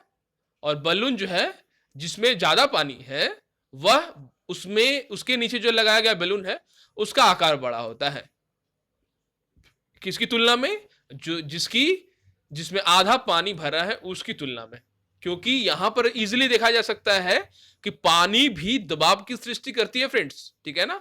बहुत बार ऐसा देखा गया है कि पानी को रोकने के लिए अगर हम कमजोर रूप से अगर डैम्प को तैयार किया जाता है तो वह डैम्प को बड़ी आसानी के साथ तोड़ के बाहर निकल आती है, ठीक है ना। बोतल में अगर आप घर में अगर आप देखें, कोई भी बोतल है, आप देख पा रहे हैं प्लास्टिक वाला, ठीक है ना, तो उसमें अगर आप छेद करें, ठीक है ना, जो छेद जो काफी ऊपर होगा ना फ्रेंड्स, अगर ऊपर से अगर यहां पर हम छेद करते हैं, एक छेद हम यहां करते हैं और एक छेद हम नीचे करते हैं, तो नीचे वाले छेद में जो पानी का प्रेशर होगा वो काफी दूर पर गिरेगा और बीच वाले से उससे कम गिरेगा, और जो सबसे ऊपर है वो सबसे नजदीक गिरेगा, ठीक है ना। यहां पर पानी जो सृष्टि कर रहा है प्रेशर की, दबाव का, समझना आपकी बातों को, ठीक है ना फ्रेंड्स। अब है पानी किसी भी वस्तु हो, ठीक है ना, उस पर ही वह दबाव डालती है जब पानी को रखा जाता है, समझना आपको बातों को, ठीक है ना। इसलिए जैसा मैंने डैम का उदाहरण दिया अभी, तो डैम की जो दीवारें होती है काफी मजबूत होती है, काफी मोटी होती है, ताकि वह पानी का प्रेशर जो है वो आसानी से रोक सके। समझना है आपको बातों को फ्रेंड्स, ठीक है ना। अब है आपको जान लेना कि आखिर गैसें भी किस प्रकार से सृष्टि करती है दबाव की। तो एग्जाम्पल के रूप में बहुत ही आसान सा एग्जाम्पल लेंगे हम। अगर हम बैलून्स लेते हैं, उसे फुलाते हैं, तो एक समय ऐसा आएगा कि बैलून फट जाती है। ऐसा क्यों? क्योंकि बैलून्स के अंदर जो आप हवा भर रहे हैं, उसका प्रेशर काफी ज्यादा हो जा रहा है। बहुत समय आप देखे होंगे कि गर्मियों के दिनों में टायर ट्यूब फट जाते हैं, ठीक है ना, साइकिल्स के टायर वगैरह फट जाते हैं, ट्यूब वगैरह फट जाते हैं, क्योंकि गर्मी के दिनों में जो गर्म वायु होती है वो उसका आयतन बढ़ जाता है, वो प्रेशर क्रिएट करती है, एक दाब की सृष्टि करती है उस ट्यूब में, उस टायर में, तो वह फट जाता है बड़ी आसानी के साथ। तो यहां पर इसे बिल्कुल आसानी से पता लगता है कि गैसें जो है वह भी सृष्टि करती हैं किसकी? तो दाब की सृष्टि। अब हमें जान लेना है वायुमंडलीय दाब के बारे में। तो आप सभी जानते हैं फ्रेंड्स, हमारे इस पृथ्वी के चारों तरफ वायु का एक आवरण है जिसे हम वायुमंडल कहते हैं। वह इस पृथ्वी के तल से काफी किलोमीटर तक वो फैली हुई है, समझना है, ठीक है ना। लेकिन इतने बड़े एरिया के साथ जो फैली हुई ना पृथ्वी के चारों तरफ, वो एक दबाव की सृष्टि करती है, एक दाब की सृष्टि करती है, वो वायुमंडल फ्रेंड्स, ठीक है ना। अब है इस वायु के द्वारा लगाया गया जो दाब होता है उसे हम लोग वायुमंडलीय दाब कहते हैं, ठीक है ना। और यह वायुमंडलीय दाब, इसे हम कैसे निर्धारित कर पाते हैं, कैसे हम इसे बता पाएंगे, एक्सप्रेस कैसे कर पाएंगे? तो आप कहेंगे कि प्रति एकांक क्षेत्रफल पर लगने वाला जो बल होता है उसे ही हम दाब कहते हैं। बड़े ही सीधे और साधारण शब्दों में अगर आप कहें, अगर वायुमंडलीय दाब का उदाहरण अगर आप देखने की कोशिश करें या फिर जानने की कोशिश करें, तो जितने भी सारे पेन्स होते हैं, जो बॉल पेन होते हैं, वो वायुमंडलीय दाब के कारण चलते हैं। आप जो स्ट्रॉ का यूज करते हैं, जिससे पेप्सी, कोका कोला या फिर नारियल पानी पीते हैं, उसमें भी वायुमंडलीय दाब के कारण ही पानी ऊपर की तरफ चढ़ता है, ठीक है ना। या फिर कोई भी ड्रॉपर, वाटर ड्रॉपर, जिससे आप उससे लिक्विड को शक करते हैं, लेते हैं, तो वो वायुमंडल दाब के कारण होता है, ठीक है ना।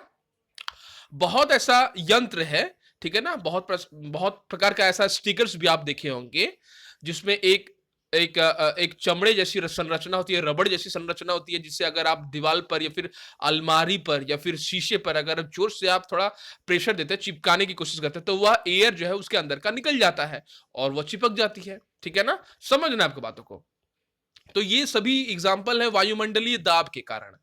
हमारे हमारा जो फ्रेंड्स शरीर है ना फ्रेंड्स, हमारा भी शरीर वायुमंडल के दाब के कारण ही हम देख पा रहे हैं। आप ना, जितना ये आप देख पा रहे हैं, हमारा भी जो शरीर है, यानी पृथ्वी पर सिर्फ, ना केवल हमारा शरीर, पृथ्वी पर उपस्थित जितने भी सारे पदार्थ हैं उन सभी पर वायुमंडल का एक दबाव जो है वह बिल्कुल रूप से उसमें होता है, ठीक है ना। अब आपको समझना है कि ये आप देख पा रहे हैं इकाई क्षेत्रफल, ठीक है ना। ये इकाई क्षेत्रफल, जो भी यूनिट होंगे इकाई क्षेत्रफल के, जैसे उदाहरण के रूप में अगर कहा जाए कि यदि हम एक इकाई कल्पना क्षेत्र की कल्पना करें, तो इसके ऊपर वायु से भरा एक लंबा बेलन खड़ा हुआ है, ठीक है ना, समझना है। और इस बेलन में वायु का जो भार होता है वायुमंडलीय दबाव के बराबर होता है, समझना है इस बात को। अब आपको जान लेना है कि हमारे सिर के ऊपर जो मौजूद होती है वायु की, ठीक है ना, वायु की जो मात्रा मौजूद होती है, ठीक है ना, तो वह उतना, अगर आप किसी भी चूषक के द्वारा अगर आप वो वायु, ठीक है ना, निकाल दें, मान लेते हैं यहां पर एक निकाल दिया जाए उतना ही वायु, मान लेते हैं वास्तव में यदि चूषक तथा पृष्ठ के बीच से समस्त वायु को अगर निकाल दिया जाए, जैसा मैंने कहा, तो क्या हमारा ये जो शरीर है इस वायुमंडल के जो स्तंभ से बाहर निकल पाएगा? तो इसका उत्तर होगा नहीं, क्योंकि प्रेशर काफी ज्यादा है फ्रेंड, समझना है। प्रेशर कभी इतना ज्यादा होता है कि मान लेते हैं एग्जाम्पल के रूप में कि एक बड़ा सा अगर मान लेते हैं गोलक है, गोलक आधे आधे यानी अर्ध गोलक है, दो अर्ध गोलक को लेकर एक गोलक बनाया गया, उसके बीच की हवा को निकाल दी गई और देखा गया कि आखिर कम से कम 5 से 7 घोड़े लग जा रहे हैं, लेकिन जो है वह गोलक जो है अलग नहीं हो पा रहा है। काफी फोर्स जो है होता है फ्रेंड्स, वो क्रिएट होता है। अब आपका एक सवाल है कि पृथ्वी पर हर वस्तु पर ही दबाव लगता है, ठीक है ना, याद रखना है। इसीलिए जब हम वायुमंडल की तरफ जाते हैं, यानी ऊंचे पर जाते हैं, ठीक है ना, जैसे पहाड़ों पर जाते हैं, पर्वतों पर जाते हैं, तो फिर क्या होता है जानते हैं आप? उस समय हमें ऑक्सीजन की आवश्यकता होती है, हमारे नाक से, ठीक है ना, मुंह से खून निकलने लगता है, ठीक है ना, समझना है। पृथ्वी के धरातल पर सबसे ज्यादा वायुमंडलीय दाब होता है समुद्र की सतह से, ठीक है ना, उस पर सबसे ज्यादा वायुमंडलीय दाब होता है। जैसे जैसे हम ऊपर जाते रहते हैं, वायुमंडल का जो दबाव है वह भी कम होता जाता है, समझना है। तो अगर एक सवाल है, मान लेते हैं कि जैसे यदि किसी के सर में सर का क्षेत्रफल, सिर हेड का क्षेत्रफल अगर 15 सेंटीमीटर इंटू 15 सेंटीमीटर है, तो उस पर कितने वायु का भार वो वहन कर रहे होंगे, ठीक है ना। यदि एक एक सर हेड का जो एरिया है वह 15 सेंटीमीटर इंटू 15 सेंटीमीटर अगर कहा जा रहा है, तो वायुमंडल की ऊंचाई के बराबर, ठीक है ना, स्तंभ में वायु का भार लगभग 225 केजी, ध्यान से समझना है, 225 केजी द्रव्यमान के किसी पिंड के भार 2250 न्यूटन के बराबर होगा। सोचिए इतना भार हम अपने सर पर लेकर चल रहे हैं, लेकिन हमें तो जो है कुछ पता ही नहीं चलता है, ठीक है ना। हमारे सर में भी वायु का एक दबाव है, जैसा मैंने कहा वह दबाव इतना है, मान लेते हैं 225 केजी द्रव्यमान के किसी पिंड के भार के बराबर होता है। यानी हमारे सर के ऊपर भी 225 केजी का एक द्रव्यमान का भार है, जैसा उतना रखा हुआ है, समझ रहे हैं आप। बहुत ही वजन है, लेकिन हमें तो पता नहीं चल रहा है। क्यों नहीं पता चलता है? क्योंकि हमारे शरीर के अंदर ब्लड का भी सर्कुलेशन होता है ना। और वो सर्कुलेशन जो होती है वो भी एक प्रेशर को क्रिएट कर रही है हमारे बॉडी के अंदर, उसे क्रिएट हो रही है, जिस कारण से हमारे शरीर में किसी प्रकार का जो दाब है वो क्रिएट नहीं हो पाता है। हम बड़ी आसानी के साथ मूवमेंट कर पाते हैं, उछल सकते हैं, कूद सकते हैं, घूम सकते हैं बड़ी आसानी के साथ, ठीक है ना। समझना है वायुमंडल के दाब से भी उस प्रेशर, वह जो प्रेशर है वो काफी ज्यादा है, ठीक है ना। तो अब है, जब भी हम पहाड़ पर उठते हैं, पर्वतों पर उठते हैं, तो वहां पर इसीलिए क्या होता है, प्रेशर कम होने लगता है, वायुमंडलीय दाब, वायुमंडल का दबाव, प्रेशर कम हो गया। तो अब है आपका जो ब्लड है शरीर के अंदर, जो ब्लड का उसका तो प्रेशर ज्यादा है, क्योंकि वो दोनों इक्वल है अवस्था में है, लगभग इक्वल है, ठीक है ना। तो इसीलिए प्रेशर हमारे धरातल पर नहीं, हमें कुछ दबाव जो है वो सृष्टि नहीं होती है। लेकिन जैसे ही हम ऊपर जाते रहते हैं, ठीक है ना, ऊंचाई पर चढ़ते रहते हैं, हायर एल्टीट्यूड में जाते रहते हैं, तो प्रेशर जो होता है वो क्या होता है पता है आपको?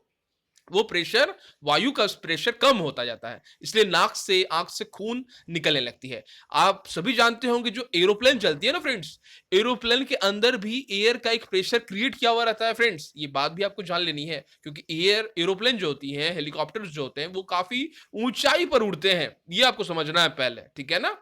एयर के प्रेशर जो है, हमारा शरीर के अंदर का जो प्रेशर है और वायुमंडल का जो प्रेशर है, दोनों प्रेशर इक्वल होंगे तो हमें कोई भी फर्क नहीं होगा, हम बड़ी आसानी के साथ घूम सकते हैं, फिर सकते हैं, हमारा शरीर स्वस्थ रहेगा। लेकिन दोनों में से किसी एक का भी प्रेशर अगर कमा, ठीक है ना, या फिर बढ़ गया, तो फिर हमारे शरीर में काफी सारी असुविधाएं सृष्टि होती हैं। ये आपको बात याद रखनी। चलिए अब हम लोग जान ले रहे हैं कि आखिर प्रश्न नंबर 1 में हमसे आखिर क्या पूछे गए हैं। जैसा आप सभी देख पा रहे हैं कि आखिर प्रश्न नंबर 1 में जो सवाल हमसे पूछा गया है वो आखिर है, धक्के या खिंचाव के द्वारा वस्तुओं की गति की अवस्था में परिवर्तन के दो दो उदाहरण दीजिए। यह है आपका सवाल नंबर 1, जहां आपको पूछा जा रहा है यहां पर कि धक्के दे या फिर आप खिंचाव, ठीक है ना, दो तरह का आपको कंडीशंस बताया गया है।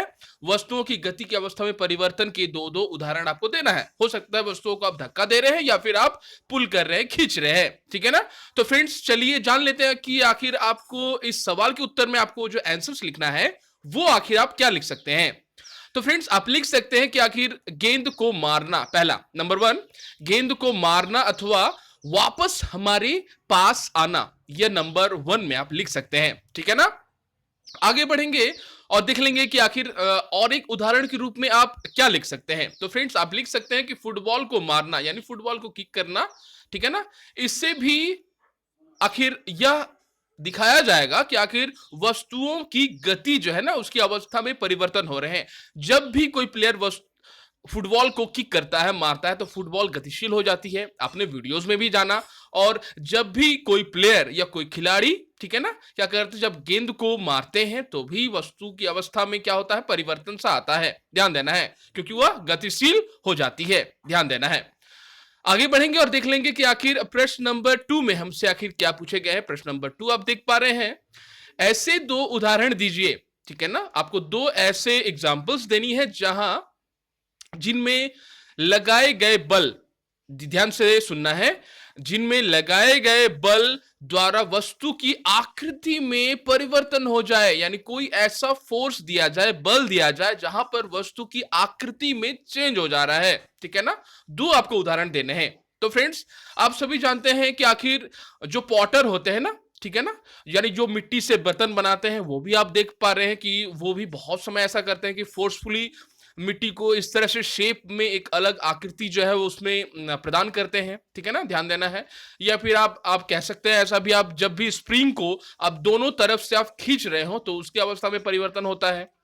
रबड़ की किसी भी वस्तुओं को अगर आप खींच रहे होते हैं तो भी उसकी अवस्था में परिवर्तन होता है। तो इस प्रकार जो लगाया गया जो बल है जिसमें वस्तु की आकृति और अवस्था आप देख पा रहे हैं, आकृति में तो पूरा पूरी जो चेंज हो जा रहा है। आप कोई भी मिट्टी का एक ढेर ले, ठीक है ना, गीला सा, उसमें आप थोड़ा बल लगाएं तो आप देखेंगे कि उस जो भी आकृति होगी, अगर गोल है, आप अगर प्रेशर दें तो उसका जो एक आकृति जो है अलग सा बन जाएगा, ठीक है ना। बहुत बार आपने देखा ही होगा कि जो आटा जो गूंथा जाता है उसके बाद जो उन्हें पकाया जाता है, बेला जाता है, उसकी आकृति में टोटली चेंज हो जाते हैं, ठीक है ना। तो आपको उदाहरण के रूप में, आपको आंसर्स के रूप में आपको क्या लिखना है, ठीक है ना। आपको लिखना है नंबर 1, रबर बेल्ट का खींचना।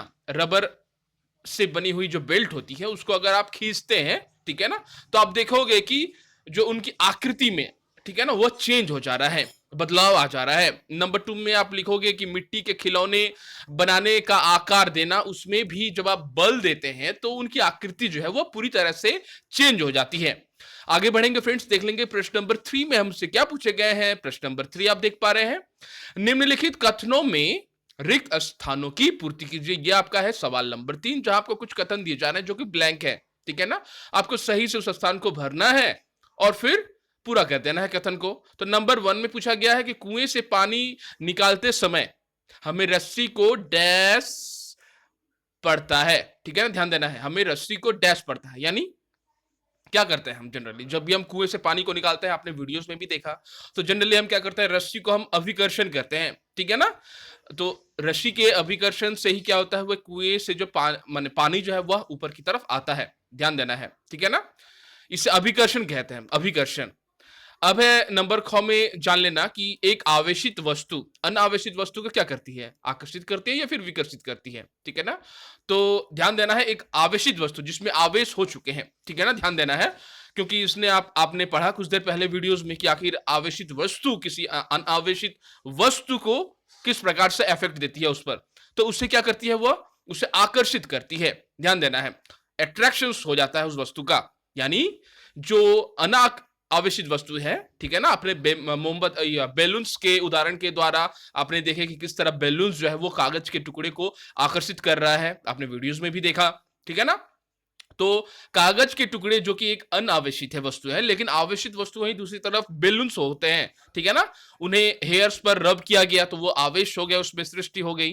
अब हो गया अनावेशित वस्तु जो कि कागज है, वो कागज के टुकड़े को बड़ी आसानी से अपनी तरफ आकर्षित कर ले रहे हैं, ध्यान देना है। आगे बढ़ेंगे और देख लेंगे कि आखिर सवाल नंबर गौ में हमसे आखिर क्या पूछा गया है। अब देख पा रहे हैं सवाल नंबर गौ, सामान से लदी ट्रॉली को चलाने के लिए हमें उसको डैश पड़ता है। यानी हम क्या करते हैं, आप सभी जानते हैं, जब भी सामान से लदी कोई भी ट्रॉली होती है या फिर कोई भी साइकिल्स होती है, बाईसाइकिल्स होती है, कोई भी ऐसा वाहन होता है जो सामान से लदा हुआ है, ठीक है ना, अगर आपको मूवमेंट करना है, ध्यान देना है, तो आप क्या करेंगे, तो आप जनरली आप उनको अपकर्षण करेंगे, ध्यान देना है, ठीक है ना। क्या करेंगे, आप उन्हें धक्का देंगे ना, ध्यान देना है।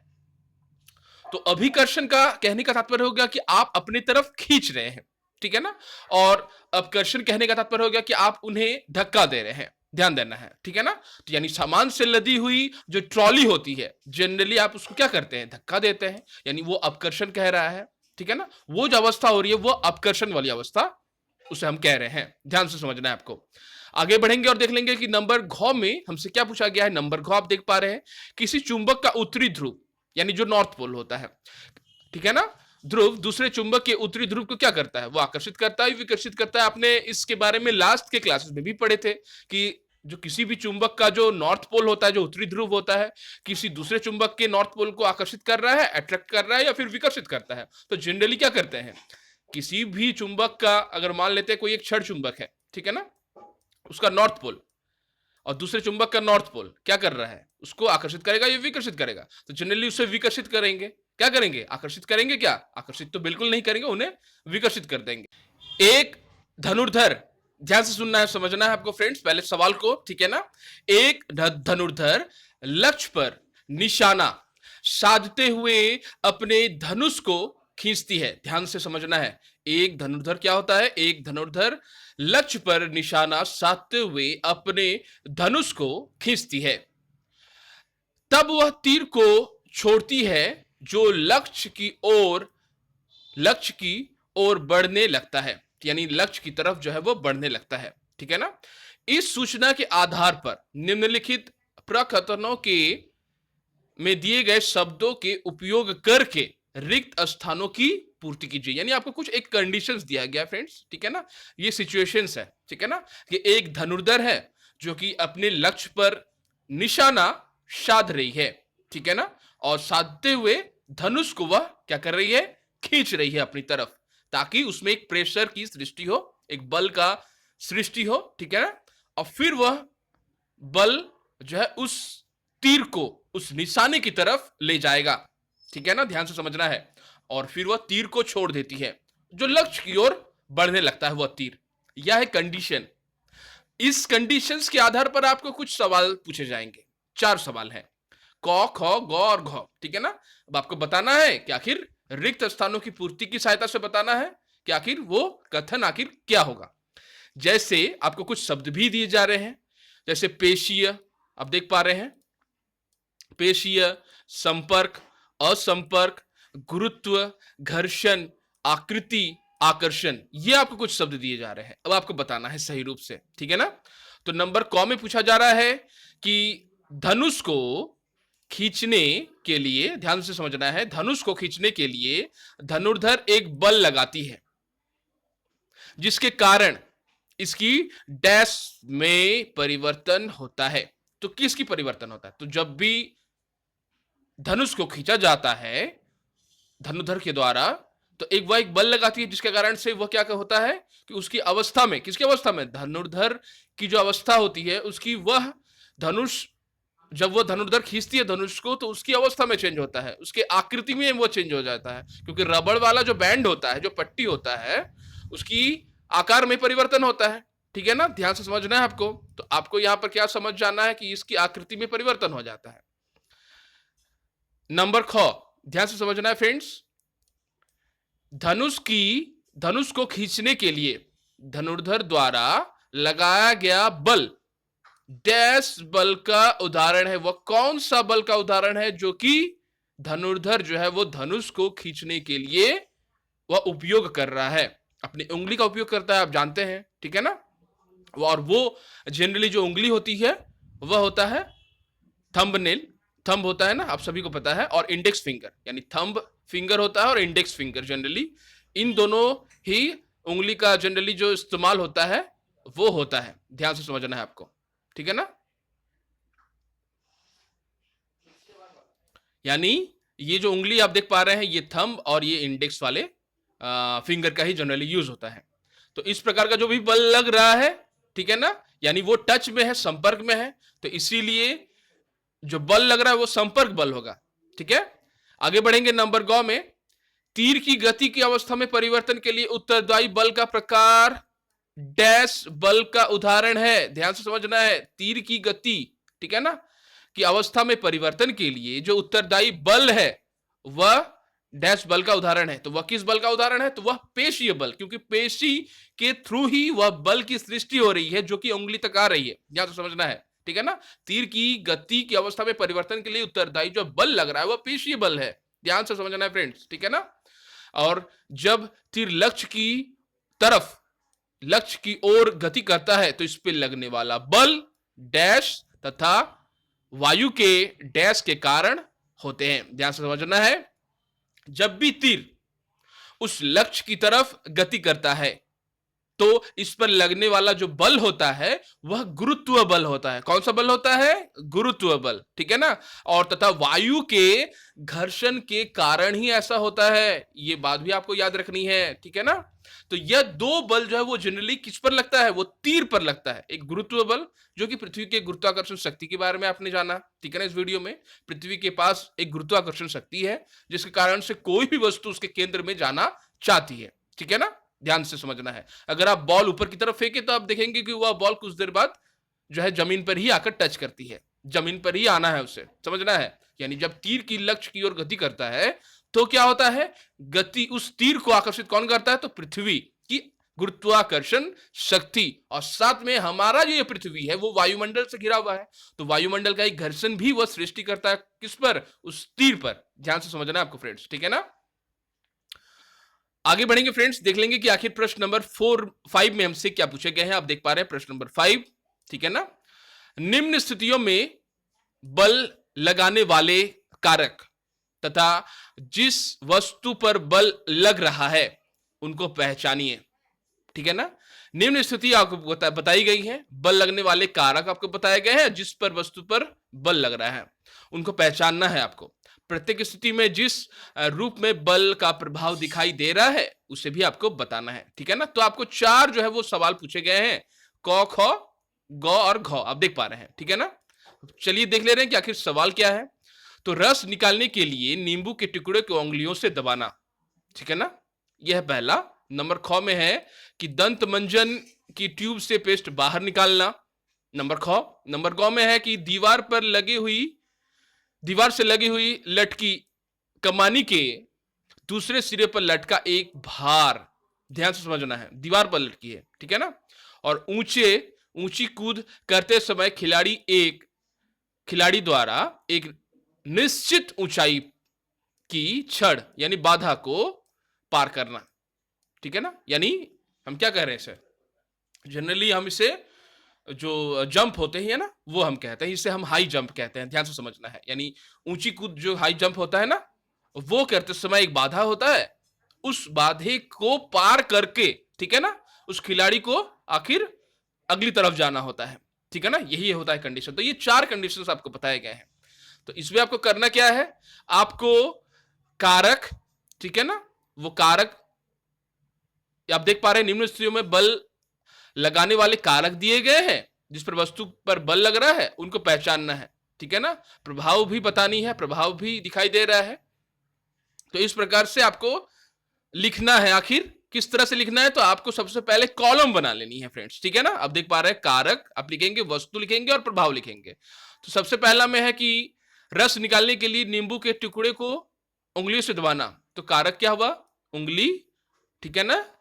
वस्तु हुआ कारक, ध्यान से समझना है, कारक हुआ उंगली, वस्तु क्या है, तो वह है नींबू, और प्रभाव क्या हो रहा है, तो रस बल द्वारा निकल रही है, ठीक है ना। आगे बढ़ेंगे नंबर ख की तरफ। दंत मंजन की ट्यूब से पेस्ट बाहर निकालना, कारक है उंगली, वस्तु है दंत मंजन, और प्रभाव है दंत मंजन बल से निकल रही है। दंत मंजन जो है वो बल के प्रभाव से ही वो निकल पा रही है ना। अगर बल नहीं होता तो क्या पेस्ट से निकल पाता, दंत मंजन की ट्यूब से पेस्ट बाहर निकल पाता, तो इसका उत्तर होता नहीं। आगे बढ़ेंगे नंबर ग की तरफ। दीवार में लगे हुए से लटकी कमानी के एक दूसरे सिरे पर लटका एक भार, ठीक है ना। तो कारक क्या हो गया, भार, वस्तु क्या हो गया, कमानी तुला, प्रभाव क्या हो गया, कमानी का फैलाव, ये हो गया प्रभाव, ठीक है ना, कमानीदार तुला आप जानते हैं। और आगे बढ़ेंगे, देख लेंगे ऊंची कूद करते समय एक खिलाड़ी द्वारा एक निश्चित ऊंचाई की छड़ यानी बाधा को पार करना, तो इसमें से कारक हो गया खिलाड़ी, ठीक है ना, और वस्तु हो गया खिलाड़ी का शरीर जिससे उसे पार करना है, ठीक है ना, उस पूरे बॉडी को। और प्रभाव क्या हुआ, खिलाड़ी का छड़ के ऊपर से कूदना, ये हो गया प्रभाव जो हमें दिखाई दे रहा है। तो इस प्रकार से आपने 4 सवालों को बिल्कुल कारक के रूप में भी विभक्त कर लिया, वस्तु के रूप में विभक्त कर लिया, और फिर प्रभाव के रूप में भी आपने बताया, ठीक है ना फ्रेंड्स। आगे बढ़ेंगे, देख लेंगे कि आखिर प्रश्न नंबर 6 में हमसे क्या पूछे गए हैं। आप सभी देख पा रहे हैं प्रश्न नंबर 6। एक औजार बनाते समय कोई लुहार लोहे को गर्म टुकड़े को हथौड़ी से पीटता है, ठीक है ना। एक औजार जब बनाया जाता है तो कोई लुहार क्या करता है, लोहे के गर्म टुकड़े को हथौड़ी से पीटता है। पीटने के कारण लगने वाला बल लोहे के टुकड़े को किस प्रकार प्रभावित करता है वो आपको बताना है, ठीक है ना। आप सभी जानते हैं लोहार जो होता है वह किसी भी चीज को जब गर्म होने के बाद वह पीटता है, ठीक है ना। तो अब पीटने के कारण लगने वाला जो बल है लोहे के टुकड़े को किस प्रकार प्रभावित करता है वो आपको बताना है, ठीक है ना। तो फ्रेंड्स चलिए देख ले रहे हैं इस सवाल का उत्तर हमें किस तरह से देना है। आपको लिखना है कि पीटने के कारण लगने वाला बल लोहे के टुकड़े के आकार को बदल देता है। क्या बदलता है वह? तो लोहे को किस प्रकार प्रभावित करता है? लोहे के टुकड़े को तो उसका आकार बदल जाता है ना। जैसा भी उसका आकार है, जब भी पीटा जाता है गर्म करने के पश्चात, तो उसका पूरी तरह से आकार चेंज हो जाता है। जिस वे में उसे बनाना है, उसे उस तरह से ही पीटा जाता है। ध्यान से समझना है, ठीक है ना। अगर मान लेते हैं कोई गोल टुकड़ा है, अगर उसे लंबवा करना है इस तरह से, ठीक है ना, स्क्वायर के रूप में, अगर रेक्टेंगल के रूप में अगर बनानी है, तो उसे पीटा जाता है, ठीक है ना। ध्यान देना है, जब तक वह पूरी तरह से एक रेक्टेंगल का शेप का नहीं बन जाता है, वो तब तक उसे पीटना होता है, ठीक है ना। तो फ्रेंड्स चलिए अब हम लोग देख ले रहे हैं कि आखिर प्रश्न नंबर 7 में हमसे आखिर क्या पूछे गए हैं। जैसा आप सभी देख पा रहे हैं, प्रश्न नंबर 7, एक फुलाए हुए गुब्बारे को संश्लिष्ट कपड़े के टुकड़े से रगड़कर एक दीवार पर दबाया गया। यह देखा गया कि गुब्बारा दीवार से चिपक जाता है।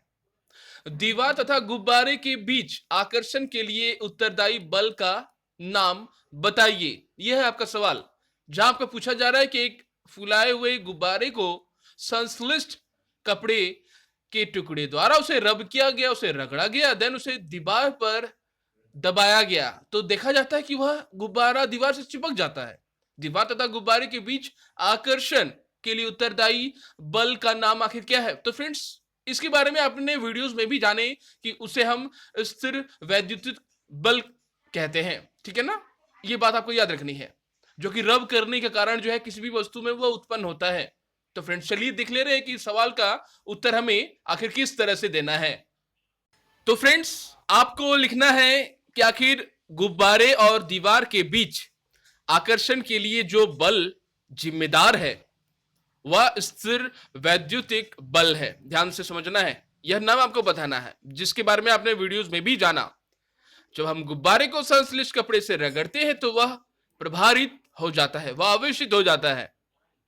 जब इसे दीवार के पास लाया जाता है तो यह स्थिर वैद्युतिक बल के कारण अनावेशित दीवार को अपनी तरफ आकर्षित करता है।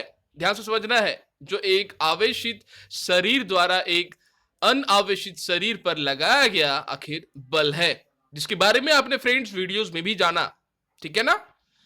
तो फ्रेंड्स आगे बढ़ते हैं, देख ले रहे हैं कि प्रश्न नंबर 8 में हमसे क्या पूछा गया है। प्रश्न नंबर 8 आप देख पा रहे हैं, आप अपने हाथ में पानी से भरी एक प्लास्टिक की बाल्टी लटकाए हुए हैं।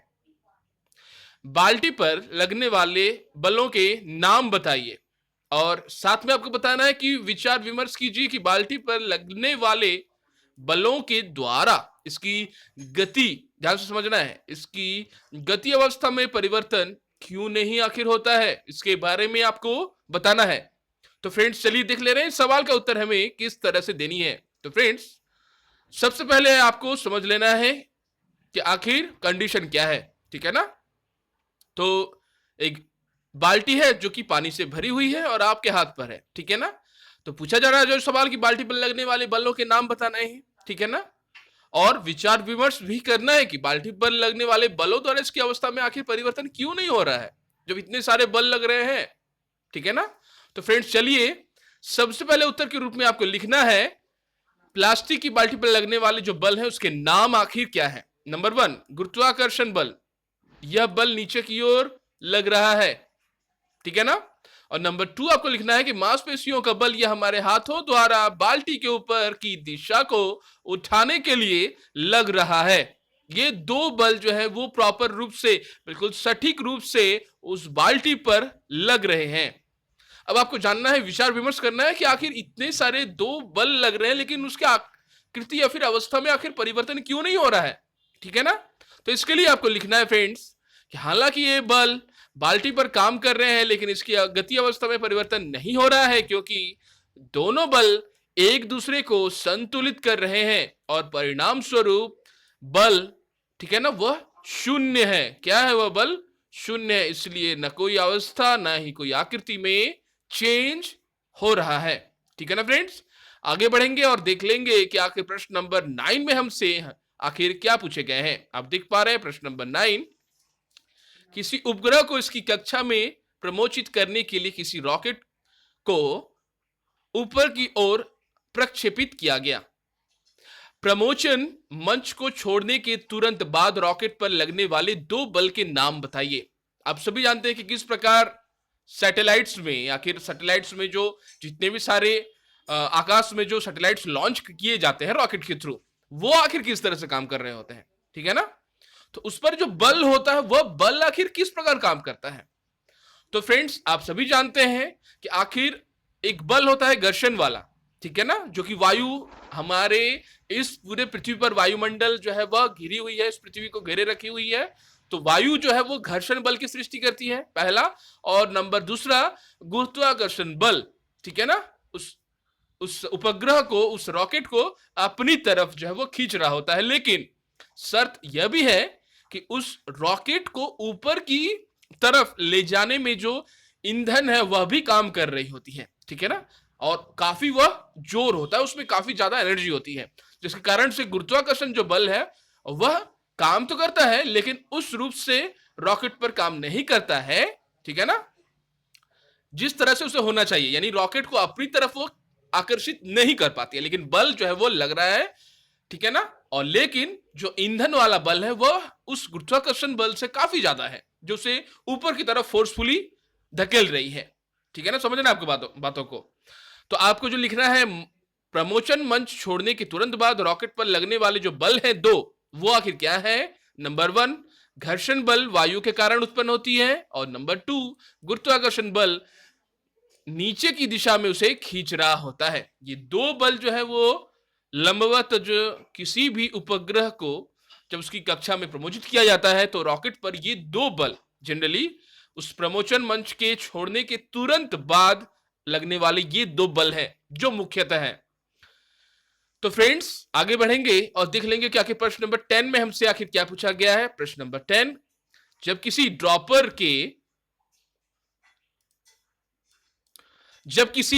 के चंचू यानी नोजल को पानी में रखकर, ध्यान से समझना है, जब किसी ड्रॉपर के चंचू यानी नोजल को पानी में रखकर इसके बल्ब को दबाया जाता है तो ड्रॉपर की वायु बुलबुले के रूप में बाहर निकलती हुई दिखाई देती है। बल्ब पर से दाब हटा लेने पर ड्रॉपर में पानी भर जाता है। ड्रॉपर में पानी के चढ़ने का आखिर क्या कारण है, इसे आपको बताना है। तो फ्रेंड्स आप सभी जानते हैं ये एक वायुमंडलीय दाब की कारण जो है ऐसा सृष्टि हो रही है, ठीक है ना। स्ट्रॉ के द्वारा जब भी आप पानी पीते हैं वह भी वायुमंडलीय दाब के कारण होता है। किसी भी पेन, जो भी बॉल पेन्स होती हैं, बॉल पेन में भी वायु का दबाव के कारण जो है वह लिखाई पड़ती है, ध्यान से समझना है। और जो भी ड्रॉपर काम कर रही होती है उसमें भी वायुमंडलीय दबाव जो है होता है, वह काम कर रहा होता है। इसीलिए किसी भी प्रकार का जो पेन है ना वो अंतरिक्ष में जाने के बाद वह काम नहीं करता है, ठीक है ना, समझना है आपको बातों को। तो जो ऑप्शंस है, जो विकल्प है वो आपको दिए गए हैं। पानी का दाब नंबर 2, ठीक है ना। पृथ्वी का जो गुरुत्वाकर्षण है ना फ्रेंड्स, पृथ्वी का गुरुत्व अब देख पा रहे हैं, पृथ्वी का गुरुत्व वह है नंबर 2। और नंबर गौ में है रबड़ के बल्ब की आकृति के कारण या फिर वायुमंडलीय दाब। तो जैसा मैंने आपको बता दिया कि आखिर इसका आंसर क्या होगा, वायुमंडलीय दाब होगा, ठीक है ना। वायुमंडल ना ही पानी का दाब के कारण से होता है, ना ही पृथ्वी की गुरुत्व के कारण होता है, और ना ही रबड़ के बल्ब की आकृति के कारण। यह होता तो है सिर्फ वायुमंडलीय दाब के कारण। वायुमंडलीय दाब हमारे इस पूरे पृथ्वी पर जितने भी सारी वस्तुएं हैं उस सभी पर एक दाब की सृष्टि किए हुए हैं, ठीक है ना। ये बात आपको याद रखनी है फ्रेंड्स। तो इसके बारे में भी आपने वीडियोस में जाना कि किस प्रकार वायुमंडलीय जो दाब है वह हमारे सर के ऊपर किस प्रकार के बल की सृष्टि करती है। तो फ्रेंड्स यहां पर जो आंसर होगा वो होगा वायुमंडलीय दाब, जिसके बारे में मैंने आपको कुछ देर पहले ही बताया। और आंसर्स के रूप में आपको लिखना है कि ड्रॉपर में पानी के चढ़ने का जो कारण है वह है आखिर वायुमंडलीय दाब, ठीक है ना। वायुमंडलीय दाब की सृष्टि होती है जब भी हवा निकल जाती है तो फिर उस वायुमंडल का जो प्रेशर होता है वह उस पानी को उसके अंदर की तरफ धकेलने लगता है, जिसके कारण से जो ड्रॉपर होती है ना उसके अंदर पानी जो है वह फोर्सफुली घुस जाती है। ध्यान से समझना है। तो फ्रेंड्स यह था आज का वीडियो, मिलते हैं हम लोग नेक्स्ट के वीडियोस में।